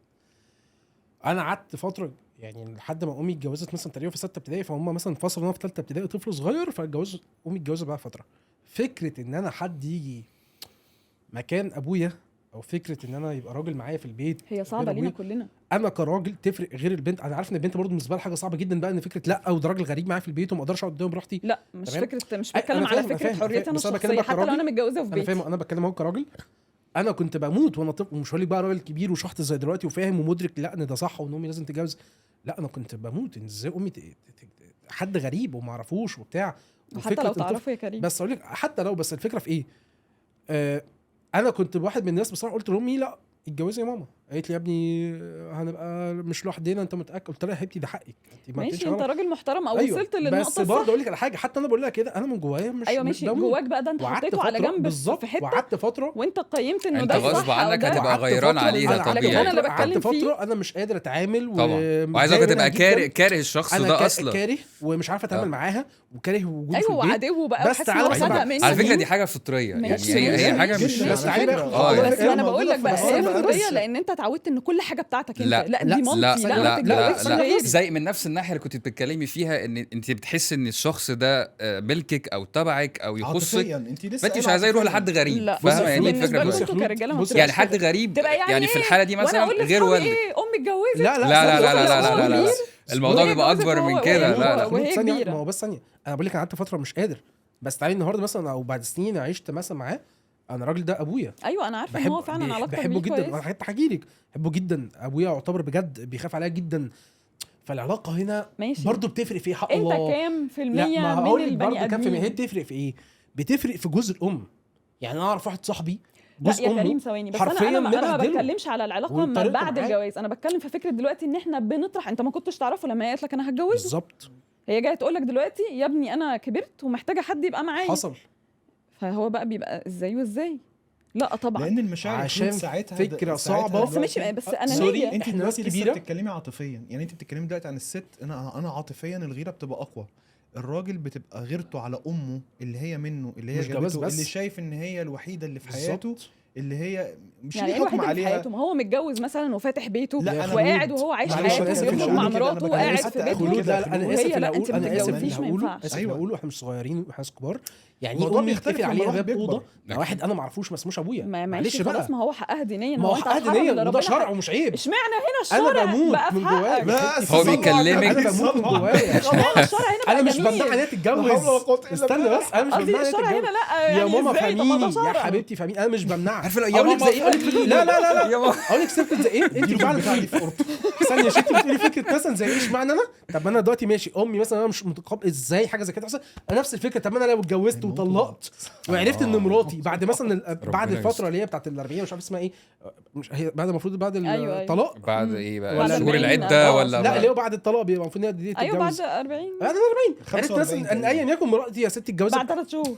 استنى بس، مراتي اتجوزت بعدها بسنه، بعدها احنا طلعنا بعض. انا برضو فكره ان انا مراتي عارفها. ايوه خلاص بص هو حلالي. علم عليها علامه. ايوه عارف مراتي الدنيا حلالي لما برضه لو بيمشي في الشارع اتجوزت. ما ويقف ثانيه جنب بس، ثانيه العرايس بس. طب بيعلم ما هي امي زي المنطقة. مراتي يا حبيبتي، ثانيه بس، ما امي زي مراتي. كانت مراتك خلاص حتى هي لو ما كانت بقتش- مراتي أهو. حتى لو كانت لا، بس هقول لك على انا حاجة. بموت من جوايا. هقول لك على يا حاجه جدعان هقول لك بموت، هي مش همنعها، هتفرق. بس بموت ليه؟ ما تقدرش تمنعها اصلا، في ايه بينك وبينك؟ ايوه ماشي، انا مش بمنعها. كريم امنعها. محتاجينك مش معانا في بالحق. الحلقات يا اللي جدعان جايه، ثانية والله واحدة. محتاجينك. مش محتاج، مش لا. محتاجين، مش صعب عليا. دي وخلص، علاقتنا انتهت، انا حرة نفسي حقك دلوقتي. حقك، بس انا بس بموت. انا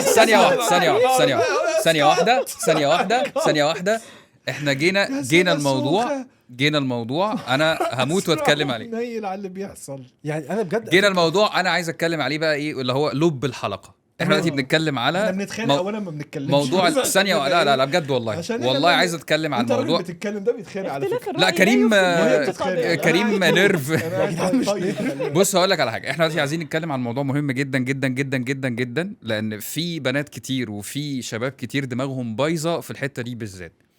بما اننا بنتكلم على موضوع الجواز، فاحنا عايزين نديفاين او نعرف ايه هو دور الزوج كراجل ودور أيوة. الزوجه ايوه بقى هي ده الكلام. كست في البيت. ممكن ندي سقف هل الموضوع عباره عن ان احنا شكرا هل الموضوع، لان دلوقتي خد بالك في بنات صغيره كتير بقت واخده الموضوع كايه اللي هو لا انا لازم يبقى ليا، طبعا لازم يبقى ليها شخصيه وكل حاجه، بس ليها شخصيه بمعنى ايه؟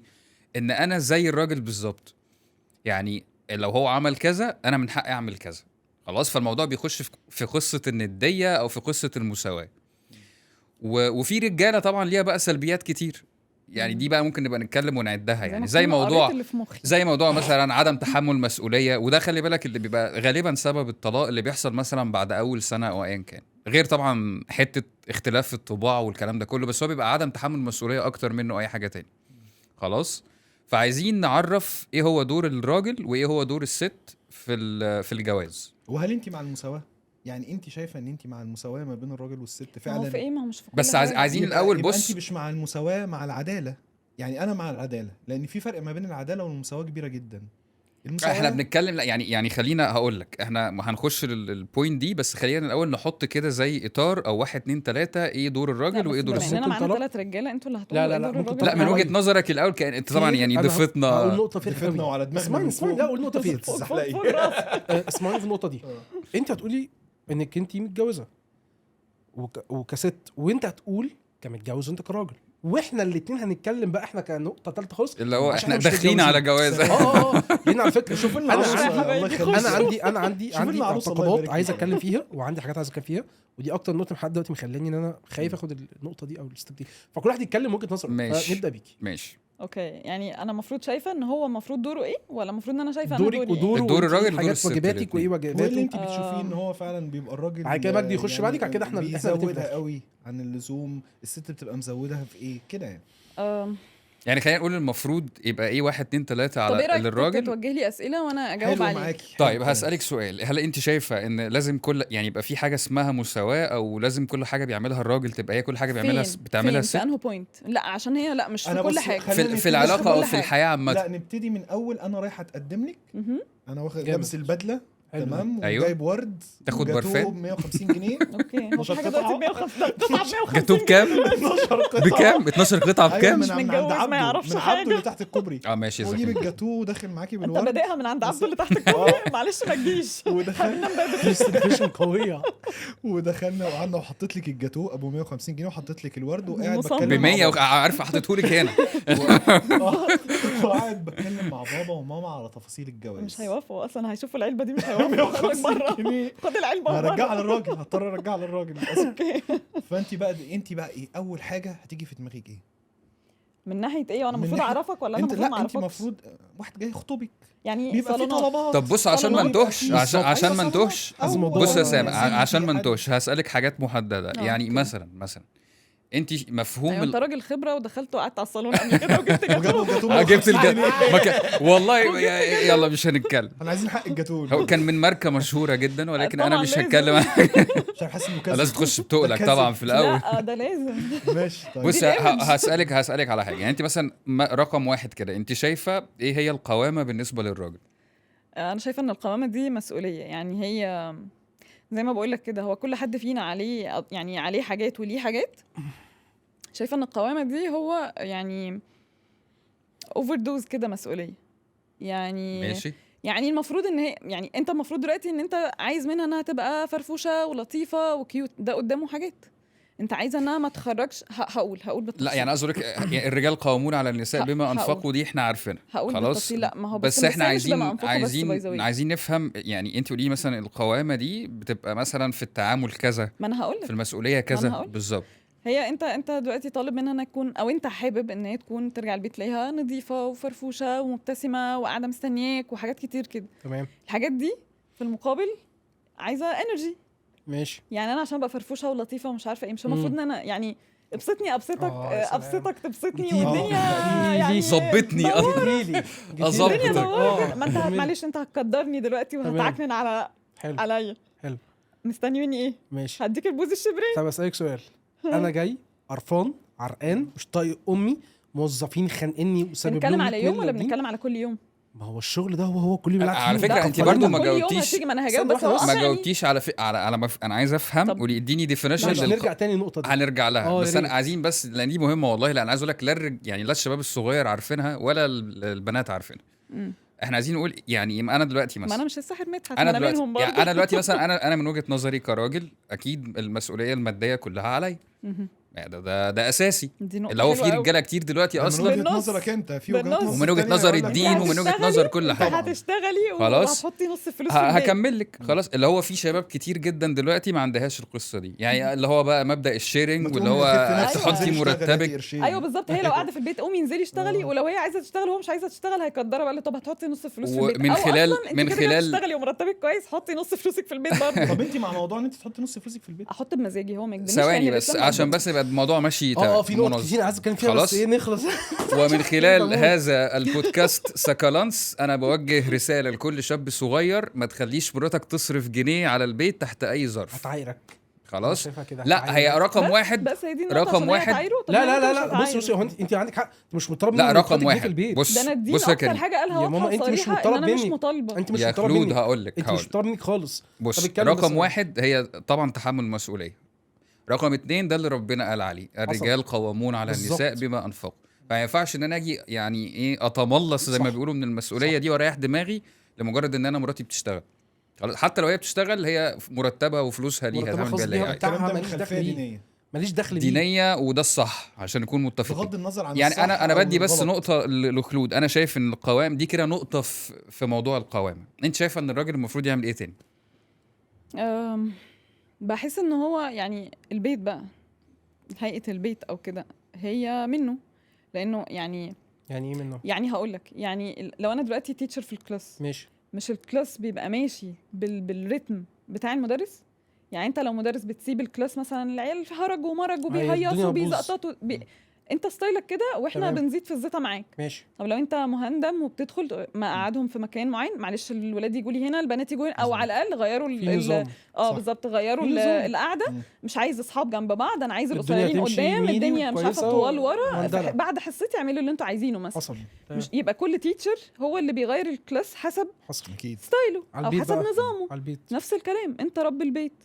انت لو راجل فرفوش هتظبط الدنيا. ده مش معناه عشان بس ما بقاش برضو يعني مش هديه، هي ممكن تبقى اصلا هي برضو غاويه نكد عادي. تمام. بس اللي انا اقصده انه هو مسؤول بقدر كبير عن سعاده البيت، او يعني ان الدنيا تبقى ماشيه ستيبل او لا. بس معلش بقى ثانيه واحده. ماشي. الموضوع ده هقول. الموضوع ده هقول. بالذات هقول. الموضوع ده بالذات هقول. هات وخد. هقول. الموضوع ما ده أنا رايح هقول. جاي. انا لسه هقول. أيوة، أنا لسه انا هقول لسه لها. هقول برضه. يلا. انا لسه هقول لوحدي. ماشي. لا لا حد يضرب. انا هتكلم بعديك. انا تمام. هقول هي الفكره انه بس هو المسؤول. يعني انت هتطلب مني دلوقتي ان انا ما اخرجش مع اصحابي، هتطلب مني ان انا طب ما وليه عنديش. اطلب منك ما تخرجيش مع اصحابك ما اصلا؟ هو بقى انت بلاش، انت مش الا عايزني مثلا لو عشان اخرج. صاحبتك مثلا ما- بتخرج بتروح بيوتي، انا مش حابب ان انت تبقي عارفاها، ممكن لا لأسباب سيبك من معينة. القصص بقى اللي هي الامراض النفسيه دي والحاجات دي. انا بتكلم على حاله عاديه، هو عايز ان هو حابب إن هي- كتحكم يعني. يعني واحد آه. بيضحك. طب انت بتتكلمي عن لا، ناس مرضى وناس لا تعبانه لا لا انا مش انا بقول لك سيبك بتتكلمي من عن ناس الحته دي كتير اللي أوي. هي انت بتقول بتقول لك ده سيبك منها. تحكم. هي بتقول لك بقول لك سيبك منها. ابعد عن التحكمات والغير اسوياء. ماشي. هو مثلا عايز ان هي كل يوم لما يجي يلاقيها موجوده في البيت، مم. عايز تخرجي بدري مثلا، او مش عارفه ايه، مش عايزك تتاخر. بس اقول لك يعني على أي حاجه، ده حقه. ماشي انا مش معترض. يعني ان هو ما حقك صح. لا، حقه ان هو يعني حقه. ان هو أوكي. يبقى عشان في وقت كده ما ما انا بينهم. مش معترض، انا عشان هرد. كده يا جماعه انا بتكلم على على فكرة زي وجهة أنا نظر برضو- دينيه ممكن ولا أرد. وجهه نظر طب الدول ممكن مجتمعيه أرد. الدول ليبراليه. تتكلم يا جماعه. هو دلوقتي طالب شويه حاجات، خلاص انا مش عايز اسرارنا تخرج بره البيت تمام بتاعتنا احنا الاثنين، ماشي. ما حدش ما ماشي. تخرجش بره لحد، تمام ما تحكيش لاصحابك على حاجه ما بيننا، اكيد ما تعمليش مش عارفه ايه. حلو اوكي حاضر من ماشي. عينيا، بس هو في المقابل مش انا برضو عندي حق. طاقه وعندي بالظبط. انرجي وعندي، انا دلوقتي انت مزعلني ومانعني ان انا اتكلم مع اي حد تاني، طب اخرج فين؟ مش من يبقى المفروض انت بصي، اللي هو هتسمع، المفروض دي ان انت حقيقة، وقت دي ما انا حقيقة، اصلا انا دي ست، حقيقة، دي حقيقة. بالظبط. انا برافو ست عليك، عندي صح. طاقه مختلفه أيوة، عنك، أيوة. انا قاعده في البيت، لو انا قاعده في البيت فانا اوريدي عندي انرجي اكتر منك بكتير، انت بقى تمام. مسحول بره، انت تعبان برضو، مش قصتي. تمام. يعني قصتي اني المفروض اراعيك، بس انت كمان المفروض تراعي ان انا عندي احتياجات، صحيح. ان انا عايزه اتكلم، انت صح. وبعدين احنا بنبقى عايزين نتكلم. يعني هو دايما الخلاف ما بيننا اصلا انه انا عايزه اتكلم، انت راجع من الشغل مش قادر تسمع. ممكن بس التوقيت أستوقفك. بقى ايوه هو بس ده اللي بيعمل بس- مشكلة. بس. هو ماشي. ايوه انا عايز بقى اقول لك بس نقطه على كده كمان كلامي. انا أيوة. النهارده مثلا راجع وفعلا زي ما بقول لك ده الشغل بتاع كل يوم. انا ككريم بصراحه عندي مبدا في الحياه، دخلت شغلي لو عندي مشاكل الدنيا والاخره في بيتي حلو، افصل. بنفس. انا في شغلي دلوقتي حلو طلعت من شغل افصل، بس هيجي عليا يوم انا بني ادم مش كمبيوتر، مش عارف حلو. افصل. يوم، ما الله اعلم برضو، ما انا لو في ستريس اسبوع، ماشي. لو أيا انت يكن إيه. ستايلك برضو، لو انت ستايلك انت مش إن مطلوب منك، بس اسمعيني انا سمعتك، انا مش مطالب منك انكد عليك في البيت، عندك حق. حلو وزي ما انت عيني قاعده بتاكلي في 4 حيطان بتكلمي نفسك، لازم ليها حق انها اسمعك، ومش اسمعك يا حبيبتي كملي. ايوه لا خالص، بالظبط، عشان دي حاجه لا مستفزة بالعكس، جدا. دي حاجه مستفزه ووسخه، وانا بقولها اهو بصراحه. انا ايوه والله دي حقيقه. ايوه ايوه. أيوة، حاجة انا المفروض ان انا مستفزة جداً اسمعك. بجد. بس هو بيني طب أنت وبينك بقى- بيني وبينك انت لسه ما اتجوزتش. انا ماشي بص انا فاهم انا لسه اتجوزت. انا لسه عارف ماشي. لا بص هقول لك على حاجه، بمنتهى الامانه، هي بتيجي ازاي؟ عايزك تقولي. هي بتيجي ازاي؟ هي بصي أيوة، أنا عايزة أعرف هي بتيجي إزاي. هقول لك يعني هي اولا والله طبعا أنا على مش حسب انا من غير ما اقطعك طبعا يا كريم، لا، بس لا، هي على كمل حسب براحتك. الشخصيات. يعني بمعنى ايه؟ في رجاله اوريدي بتحب ان هي تتكلم وتاخد وتدي وبتاع. صح 70-80% من الرجاله، قاطعين انا ودنهم. وانا واحد منهم، انا ما بحبش اتكلم كتير. يعني انا ممكن طبيعي طب هنتكلم بتتجوزوا ليه؟ نتناقش وبتاع. لا يعني الفكره في ايه؟ انا مشكلتي دايما او يعني معظم المشاكل اللي بتحصل في الجواز بتكون بسبب موضوع التوقيت بتاع الحاجه اللي بتحصل. طب ما بمعنى إيه؟ أوكي.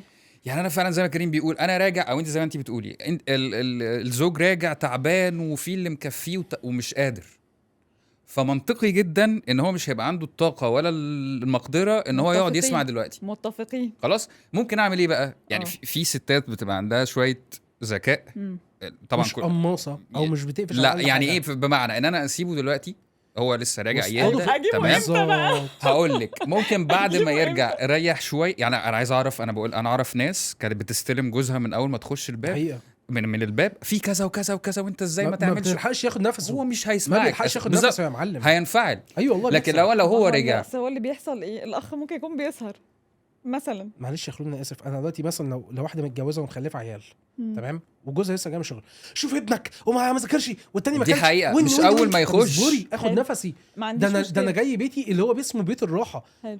خدت لا، ده مش بيت الراحه ده حاجه تاني بقى. ده بتاع دوره المياه. ايوه ده بتاع دوره المياه بتاع الشلالات فعلا. ده بتاع دوره المياه الشلالات. انا مش بتكلم على الشلالات دلوقتي، انا بتكلم على حاجه ثانيه يا جماعه، بتكلم على البيت.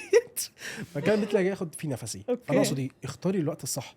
شفت بحب قوي الكلمه بتاعت احمد حلمي لما بيقول لك فن اختار الهدايا، نفس الفكره، فن اختار الوقت. اختار الوقت اعرف اتكلم فيه. بالظبط. على فكره زي ما باشا أنا نفس ما هو الفكره. بيرجع يغير طب ياكل معلش، يقعد معلش. شويه سلم نمر. اجيبك امتى يا اسطى؟ ما اجيبك تنسيش امتى؟ برضه يعني ما هو يعني الفكرة- هو بيبقى الفكرة خلي بالك أنا الراجل- آسف. في وقت الراجل- مش الراجل ما يا فيش خلود- وقت ليك اجيبك فيه اصلا. الراجل لا يا لا خلود- في وقت، طب ما بس اتكلم لما معلش، يبقى نتكلم بشكل اوضح. هقول لك على حاجه. حسب كل جربي حاجة. في مره كده تقولي طب انا هستناك مثلا ايه تريح وتظبط حالك وبتاع، وفي ماشي. موضوع انا عايزاك فيه. ماشي. هو نفسيا حتى هيتهيأ ان انت هتكلميه في حاجه فهيخلص ويسمعك.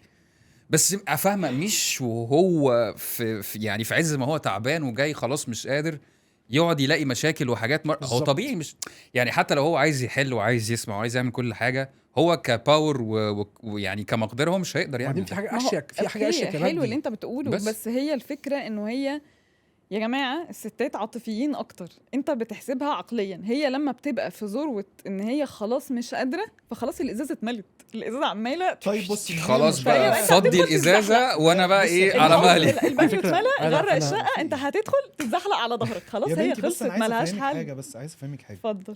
الست دايما بتحسبها هي عايزه الراجل يفكر بطريقتها هي. يعني انا عاطفيه والست بطبيعتها عاطفيه، فالراجل هو يفكر فكري بطريقته.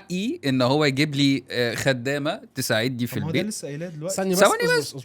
خلاص. عشان- عشان- وفي نفس الوقت ايه والله بقى هو ده اللي انا شايفاه وانا شايفه ان هو المفروض يعمل كده. دلوقتي انت شايفه ان ده المفروض يحصل اصلا؟ يعني هل الفكر ده اللي هو لا، أنا واحده داخله تتجوز وتاسس عيله وبيت، ان هي تقول انا مش ملزمه ان انا اعمل 1 2 3، انا احكم عليها ليه؟ يعني ايه احكم عليها يعني دي؟ انا احكم عليها ليه؟ طب ما انا بالنسبه لي ممكن يبقى بالنسبه لي ان في حاجات بالنسبه لي انا ايوه هي مناسبه ليا، وفي حاجات بالنسبه لي هي مش مناسبه ليا. يعني فرضا انه في راجل مثلا عايز مراته لا تشتغل، طب ليه يا ابن الحلال؟ مش عشان فلوس، مش عشان اي حاجه، بس انا عايزك تبقي بتشتغلي اولا عشان تقدري اللي انا بتعرض له مثلا، او علشان ما تبقيش عندك وقت كتير فراغ بس هو بنسبه فتزهقي. كبيره أو- لو ما أنا الراجل بقول بيصرف على البيت وهو اللي متحمل المسؤوليه، ما أنا مبقاش بقول- عايز مراته ما تشتغل. انا بقولك مش عشان هو غالباً عايز يعني. فلوس، بس في ناس بيبقى فكرها انه لا ما تفضليش قاعده في البيت، بيجيب يعني زناخه كده في المخ طب مثلا. انت شايفه ان المبدا ده ان هي تقول لك انا مش ملزمه ان انا اعمل حاجه في البيت وهو المفروض والله لو ده مناسب ليها هي مناسب ليها، ايه المشكله؟ لا انت شايف ان هو ده من باب المبدا الكبير بتاع الجواز اللي هو موده ورحمه؟ لا مش من باب المبدأ الكبير ولا حاجه، بس هو دي حاجه اصلا هو حقي في الدين، فانا ممكن احنا استخدمها وممكن لا. متفقين على ما انا بقول حاجه. لك يبقى انا ممكن استخدمها وممكن احنا لا. كلنا متفقين على حاجه زي ان انت لو انت مسافر اسكندريه ممكن تقصر في الصلاه او لا. ثواني بس، احنا فأنت براحتك، كلنا عايز كلنا تعمل دلوقتي كده اعمل. متفقين على شيء ان الجواز موده ورحمه. اكيد، صح. ومشاركه وما بين كل حاجه. يعني ايه بقى موده ورحمه؟ يعني ايه؟ قول لي انت. انت انت قولي لي من وجهه الراجل بقى قول من لي وجهه نظري من وجهه نظري موده ورحمه بمعنى ان مفيش حاجه اسمها ملزم ومش ملزم. بمعنى ايه؟ طبعا في خطوط عريضه لازم نتبعها كدين طب هو وككل احنا ليه حاجه. بنجزأ الحاجات؟ ثواني بس، احنا بنتكلم على الصح عشان على فكره الناس اللي هتفرج علينا دي يعني عايزين نوصل لهم حاجه برضو عشان خاطر نبقى استفدنا من يعني ال- في ما هو رسالة ماشي، وصلت طب في ليه الآخر بجزأ بس. الحاجات؟ ليه بجزأ انه ملزم او مش ملزم؟ طب ما انا ممكن اكون ثواني. ملزم بس انا مقصر في شيء ما وانت ثواني. مستحملاني. انت دلوقتي أو العكس. هسألك سؤال. انا دلوقتي طلبت منك حاجه مم. خلاص وانت تعبانه مش قادره تعمليها، خلاص انت مش قادره تعملي الحاجه دي، هل اجي بقى واقعد اعمل معاكي مشكله واقعد اقول لك هو انت ليه ما عملتيش الحاجه دي؟ ما انت يعني انا واحد راجل بصرف على البيت وبعمل كذا كذا كذا ومش مش مخلي البيت محتاج حاجه وانت مش قادره تنظفي مكتبي؟ هو اصلا انا ثواني بصراحه بس. بالنسبه لي الجمله دي لو اتقالت لي، ثواني بس جمله انا بصرف على البيت ثواني كلمة بس. مهينة بصراحة. ثواني بس. انا بالنسبه لي هي لا اصلا يعني بسم الله الرحمن دلوقتي احنا لو الرحيم انا يعني بتكلم من ناحيه ايه؟ انت دلوقتي لو انا ملزم ان انا اصرف، طب ما انت ملزمه انك تعملي حاجه مقابلها. لا هو الموضوع ما بيبقاش كده. ثانيه واحده بقى. الموضوع ما بيبقاش كده. ما هو فكره بقى موده ورحمه في ايه؟ ان انا ابقى مقدر ان انت تعبانه دلوقتي فمش قادره تعملي الحاجه هو انا اصلا الفلانيه. ما انا ليه هو اصلا ايه اللي فرض عليا ان انا وانا تعبانه او ان انا اصلا بعمل الحاجه دي، فانا لما تعبانه انت هتتكرم عليا وانت مش هتسيبني ما اعملهاش. مش هتكرم، بس دلوقتي انا هتقدر ان انا مش هعملها. هسألك سؤال. انا واحد شغال بره دلوقتي مثلا 16 ساعه.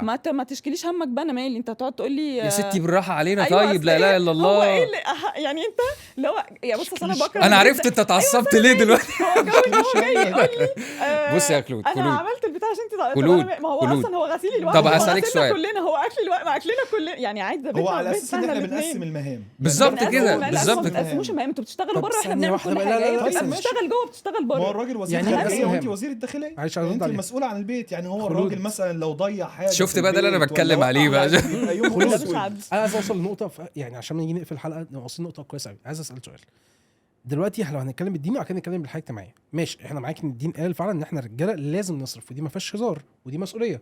والدين برضو قال لكم ان دي حاجه اسمها موده ورحمه وتطوع منكم.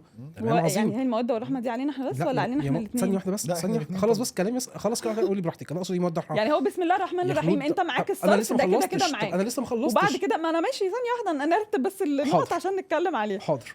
وبعد كده الموده والرحمه دي متقسمه علينا احنا لا الاثنين. ممكن ثانيه واحده. خلاص انت ما فهمتيش كلامي. ارجوك اسف. خد انت المواد هو ياخد يا عم الرحمة. فاهمين يسال عليك. يعني اقصد ايه؟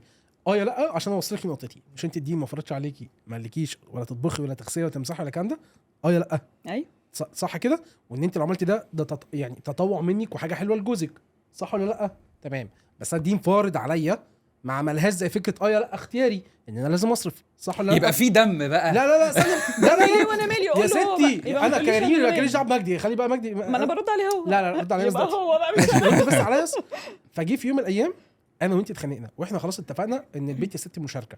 انا سوري انا اسف، انا مش جايب خدامه تغسل. انا واحد من الناس انا شايف كده. لا اكشولي احنا بنبقى شغالين بعد ما انا نجيب ماليش فلوس. دعوه باهالينا اللي اتربينا ان هو لا انا ابويا خلص اكله فانت قومي اغسلي ويبقى كل حاجه عليها. ماشي متجوز أصل أنا ليه ايه انا متجوز هي وجهات نظر. انا عارف ان في ناس معلش ممكن هتعرضني في الحلقه دي. نبد البودكاست اسمعيني ساعتين بس، بس عشان انا اسمعيني. هتخانق مع سامي. انا عارف ان في ناس هتعرضني. أنا كده متجوز اسمعيني ليه؟ بس، والله عارف ان في ناس والله تيجي تتفرج على الحلقه هتعرضني كتير وممكن تشتم فيا بسبب النقطه دي. ان لا، ان مراتي المفروض هي اللي تغسل وهي اللي تمسح وهي يا وهي كريم على فكره انت بتتكلم صح، بس بس عايزين بس انا برضو مش بس شايف انه مش ظروف عيب. انا مش شايف انه مش ثواني عيب. بس. انا مش شايف انه مش عيب. اجتماعية. زي ما انا دخلت الجيش واحنا اتعرفنا على بعض في الجيش، اتعلمنا في الجيش ان لازم كل حاجه نساعدها بنفسنا.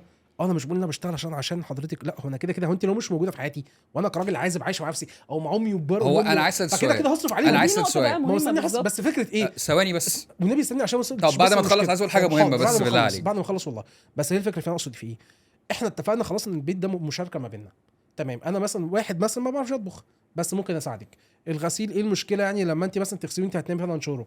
ايه المشكله لما اغسل بس الطبق اللي انا اكلت فيه وانت تغسلي الحلل وي حاجات بسيطه. ما قدرتش عادي مش هتعاقبيني عليها. بس الفكره في ايه بقى؟ لو ما قدرتش هتعاقبيني بقى. هنا النقطه في ايه بقى؟ جه في يوم من الايام اتخانقنا خناقه.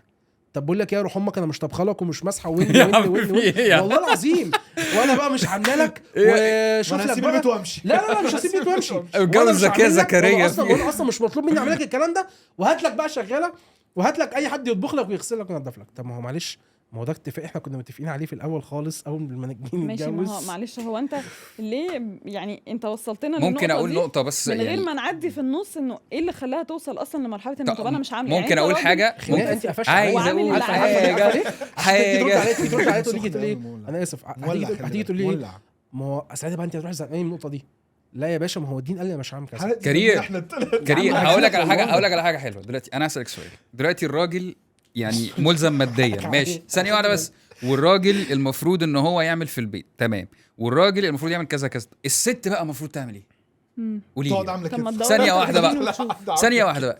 دلوقتي مش الجواز ده شركه؟ حاجه. الجواز ده يعني طب أنا شركه، مالي حاجات وأنا احنا اللي قلت؟ بنتشارك فيه. انا بس بسالك ايوه اعملي سؤال. بلقمتك. الست دورها ايه؟ انا طلعني بالثلاثه اصلا. هو بغض النظر عن انك تعملي بلقمه. يوم ما اتجوزتك. لا بجد والله، عشان الموضوع ده يعني اجابتك عليه هتلخص حاجات كتير. يا عم استنى يا عم، خلينا نشوف. انت مش عايز تعمل حاجه، عمال ثواني، تعبي ثواني. وتاكل كبده وتاكل. ثواني بس، ثواني اتجوزت بس. ليه اصلا انت طيب؟ يا جدعان ورود. اصبروا. ورود، عشان عايز اكل كبده. قولي لي كده يعني قدام الناس الست المفروض دورها يكون ايه في العلاقه الزوجيه؟ بقى الست اصلا ما هي عاطفيا اكتر. يعني انت المفروض ان هو زي ما هو قال كده بيت الراحه. يعني هو لما بيت بيروح الراحة. ويرجع جاي بقى يرتاح في بيتهم. راح جاي. الراحه دي بقى حاجات كتير. ده الهدوء، حلو، السكينه، حلو، انه يلاقي بقى حلو. الجزء الحنين في البيت. حلو. هو ده عشان يحصل اصلا. بس كده. هيحصل ازاي كده؟ يعني هل منطقي، هل يعني منطقي، انت واحد قرفني في عيشتي في كل حاجه هل منطقي ومشغلني انا فنانه عندك طول ثواني بس، النهار. ثواني بس والله. وبتذلني انك بتصرف عليا. هل هتلاقي منطقي؟ واحد ده انا هطلع أيوة، بزابيزك بسك عليه، بسك عليه. سؤال بسيط. يعني هطلع عينك. هل منطقي ان انا دلوقتي كشخص افضل شغال بره مع الله اعلم بقى بشتغل قد ايه، ابقى متكفل بكل مسؤوليات البيت، كل مصاريف البيت، اي مشكله تحصل انا اللي بحلها، انا بعمل كذا، وفي نفس الوقت انا اللي اعمل برضو الحاجات اللي جوه البيت زي ان انا اغسل مواعين او ان لا انا هو اروق انت او ان مش انا اعمل. بتعمل كل حاجه في البيت بس انا انت بسالك سؤال، بتشارك. هل منطقي اشارك؟ بتشارك. ايوه طب ما الرسول المشاركة. صلى الله عليه وسلم نفسه كان كان بيشارك. بيساعد اهل بيساعد. بيته، هل انت بقى مشغول بس أكتر ما من النبي؟ كانش لا، بيعمل مين؟ الحاجه معاهم 50-50. ثانيه. طب انت مش عارفه هو كان بيغسل هدومه وكان بيخيط ثيابه وكان بيعمل الكلام ده بيساعد كله. ماشي، بس هل يعني يعني انت المعظم بتعرف تغسل هدومك؟ انا بعرف اعمل كل حاجه. ما انا بقولش بتعرف، انا بقول على فكره بتعمل. انا بعرف اطبخ، بعرف ماليش اغسل، دعوة بعرف بتعرف، اعمل أنا كل ممكن أكون حاجه. بعرف اعمل كل حاجه بس ما بعملهاش.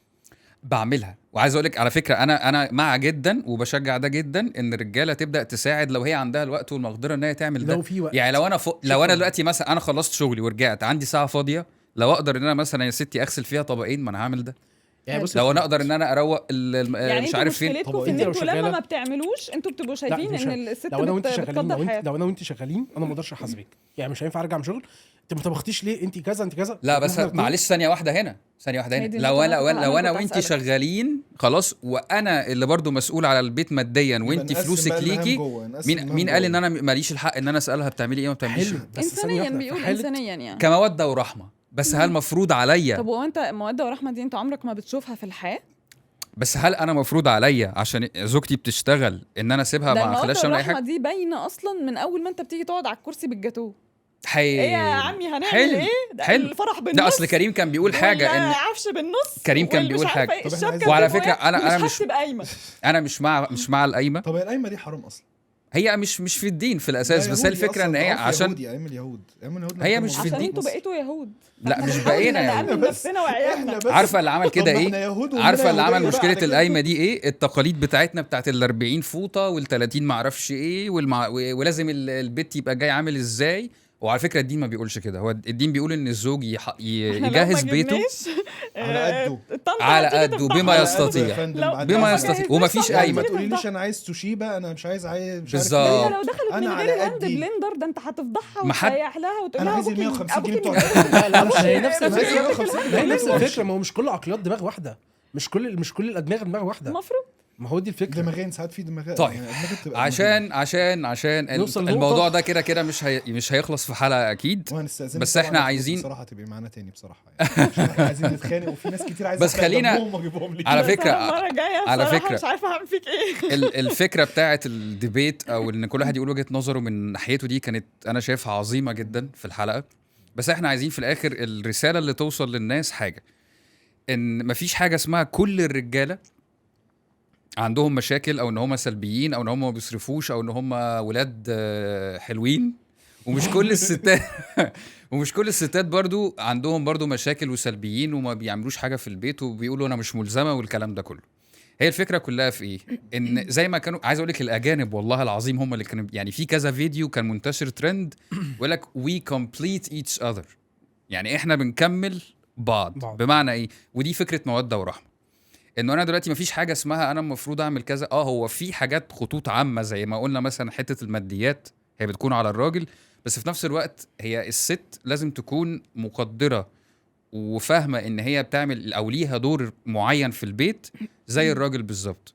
بمعنى ايه؟ ان انا دلوقتي عليا 1 2 3، طب ما انت تكمليني وتعملي 4 5 6 مثلا. احنا الاثنين بنكمل بعض 50-50 بالظبط، بشكل احنا الاثنين نقدر بعض ونراعي بعض. هو لما بس انت المشكله تكون ان انت ماشي الموضوع بالعكس، يعني انت مخلي الموضوع ان هي كانها هي ما بتعملش واحنا بنحاول نقنعها لا إنها هي بتعمل على فكره. انا من غير بس مراتي، بتعاير. انا هي من غير بتعمل زوجتي. وبتعاير. لا أنا ثانيه بعمل واحده ثانيه واحده. وبعمل على كذا فكره انا وبعمل لسه كذا امبارح وبعمل كذا. طب مش مين كل الناس بتعمل القائد؟ كده. مين القائد؟ ثواني بس عشان الحلقه بتخلص. اصبر يا جدعان ده جاي يتناقش في الاخر. اصلا انا اشيل ليه المسؤوليه دي؟ ثانية هو واحدة، هو ثانية. يا باشا كده. يشيل هو. بص يا سامح، انا كنت شايل بنتي امبارح. على فكره انا ما بعرفش اقعد ببنتي ساعتين ورا بعض، وبقول لمراتي ربنا يعينك انك بتعرفي تقعدي بيها. دي لوحدها كفايه جدا. مسمارين. خلاص.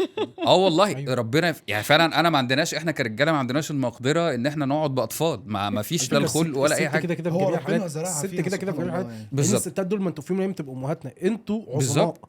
لو كنتش على فكره ما كنتش عظماء حاجه إيه بقى يا كبيره. كريم؟ لا وانت مش كمان بعد مرة. الحلقة على دي فكره عظماء يا انتوا كريم. الستات المسؤولية. انتوا بص، الستات ما كانش عشان أنا نكون آسف أقول خرج كلمه صح. لو هم ما كانوش حاجه كبيره ما كانش ربنا قال لك الجنه تحت اقدامهم. لا طبعاً، وكمان غير طبعاً، كده طبعاً. فعلاً يطلع لك زي واحد ما بقى في بتقول. الشارع انتوا طب- بتسوقوا ليه؟ انتوا مكانكم في المطبخ. لا سيبك من لا، العالم صعب المريض المتخلفين لا دول. وزي ما بغض بتقول، النظر ان معظم الستات بتسوق وحش، بس انا بحس ان احنا فعلا بنكمل بعض. هقول لك الراجل لازم عشان يبقى اللي انت راجل هتقتلها لازم دي يبقى- بتكملك؟ لازم يبقى راجل ولازم يبقى ست، بس في حاله الخيانه يعني.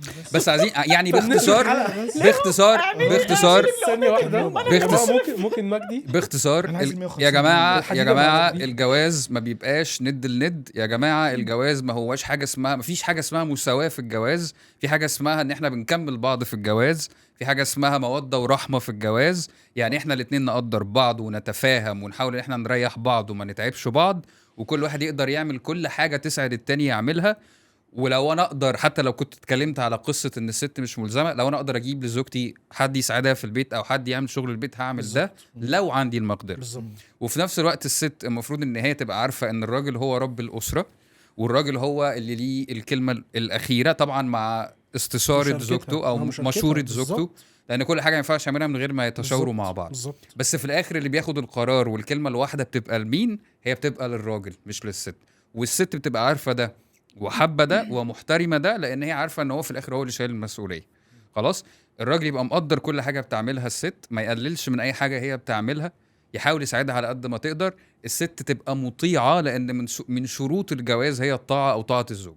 ما ينفعش ان انا ابقى ماشيه بدماغي او اعمل اي حاجه انا عايزاها في اي وقت او من غير اذنه او الكلام ده كله. في حاجه اسمها ان انا احترم واقدر زوجي واستاذنه، وبعد كده نشوف الموضوع هينفع زي ما هو بيستشيرها ينفع يتعمل هو كمان او لا. يقدرها وهو كمان يقدرها بالظبط. جداً. فدي الحاجه اللي انا يعني عايز استرس عليها في الاخر، او دي الحاجه اللي انا كنت عايز اطلع بيها في الاخر. لان في شباب كتير صغيرين وبنات كتير صغيرين مش عارفين يعني ايه جواز. لا الراجل بيتحمل مسؤوليه ولا الست بتقوم بدورها، وبالتالي بيحصل بقى ايه، بيقول لك 70 و80% طلاق بعد اول سنه واول كام شهر. بس انتوا عايزين تقولوا اي حاجه تاني في الاخر؟ انا عايزه اقول حاجه مهمه. اتفضلي يا فندم. هو اخر نصيحه واهم حاجه بصراحه، قول لي نصيحتي. انه قبل ما اي حد بقى يتجوز خالص، انه اعرف نفسك كويس. صح. عشان اوقات كتير قوي ما بنبقاش عارفين نفسنا خالص، وما بتجيلناش الفرصه اصلا ان احنا نبقى عارفين احنا مين، احنا بنحب ايه، حلو. احنا بنكره ايه، احنا ايه احتياجاتنا، حلو الكلام ده. وبنقعد نرفص. يعني احنا صح. بنبقى اتجوزنا وبنقعد نرفص لانه انا في حاجه ناقصاني بس انا مش عارفه ايه هي وانت صح. مش عارفها ومش صح. عارف تديها لي وانا مش صح عارفه جداً. اقولها لك. فعمالين نديبيت وعمالين داخلين في خناقه والانرجي بتروح والمشكله عندي اصلا ان انا مش عارفه. ونفس الكلام بالنسبه لك، ممكن تعيش وتموت وانت اصلا مش عارف انت ايه او انت بتحب ايه او بتكره ايه، وستيل عندك احتياجات مش ملبيه لان انت مش عارفها بس انت محتاجها لان هي مش بتتملي وعمال تدور عليها وطبعا انت ما بتقولهاش وهي مش عارفه لوحدها. فبنفضل عايشين في دايره مغلقه مش عارفين نوصل اللي احنا محتاجينه فبننكد على بعض. فين القوي؟ فبجد بجد احسن حاجه يعني انا هقولها من خلال خبرتي انا الشخصيه لاي حد مقبل على الجواز انه بجد اعرف نفسك كويس قبل ما تاخد الخطوه دي. ولو تقدروا انتوا بعد ما اتجوزتوا في مشاكل روحوا لكابل ثيرابي، هو هيساعدكم، هو هيقربكم من بعض، هو أتفق. هيخليكم تعرفوا بعض اكتر او صح توصلوا للمشاكل اللي ما بينكم وتتحل. لان بجد بجد معرفه نفسك اعتقد هي اهم اصلا من ان احنا نعرف ايه حقوقنا في الجواز او لا. لان انا ساعتها هبقى عارف انا مين وعايز ايه فانا هقول لك ساعتها او على الاقل هبقى عارف انت هتقدر تديني الحاجه دي او لا. فهشوف انت مناسب ليا ولا لا وتخلص من بدري بدري كده ان انت مناسب او مش مناسب فانا اقول لك لا شكرا او لا فعلا انت you are the one فانا تمام انا هكمل معاك حياتي. بس الفكره ان احنا الاثنين لازم نبقى فاهمين بعض كويس او فاهمين نفسنا قصدي كويس وبعدين نفهم بعض. يعني شغلنا الشاغل بقى مش انت عملت وانت عملتي والدنيا فيها ايه، لا انه يعني كل واحد فينا يبقى حاطط التاني قدام عينه اللي هو ابسطها ازاي هي تبسطني ازاي نبقى حاطين بعض قدام عينينا دايما. صحيح. هي دي اللي هتخلينا فعلا ان احنا مظبوط. نعدي لان الدنيا ما بتمشيش ستيبل. احنا حتى واحنا اخوات بنتخانق فاحنا جايين من بيئات مختلفه ومن بيوت مختلفه وكل واحد فينا دماغه مختلفه باكسبيرينسز مختلفه ففجاه بنتصادم.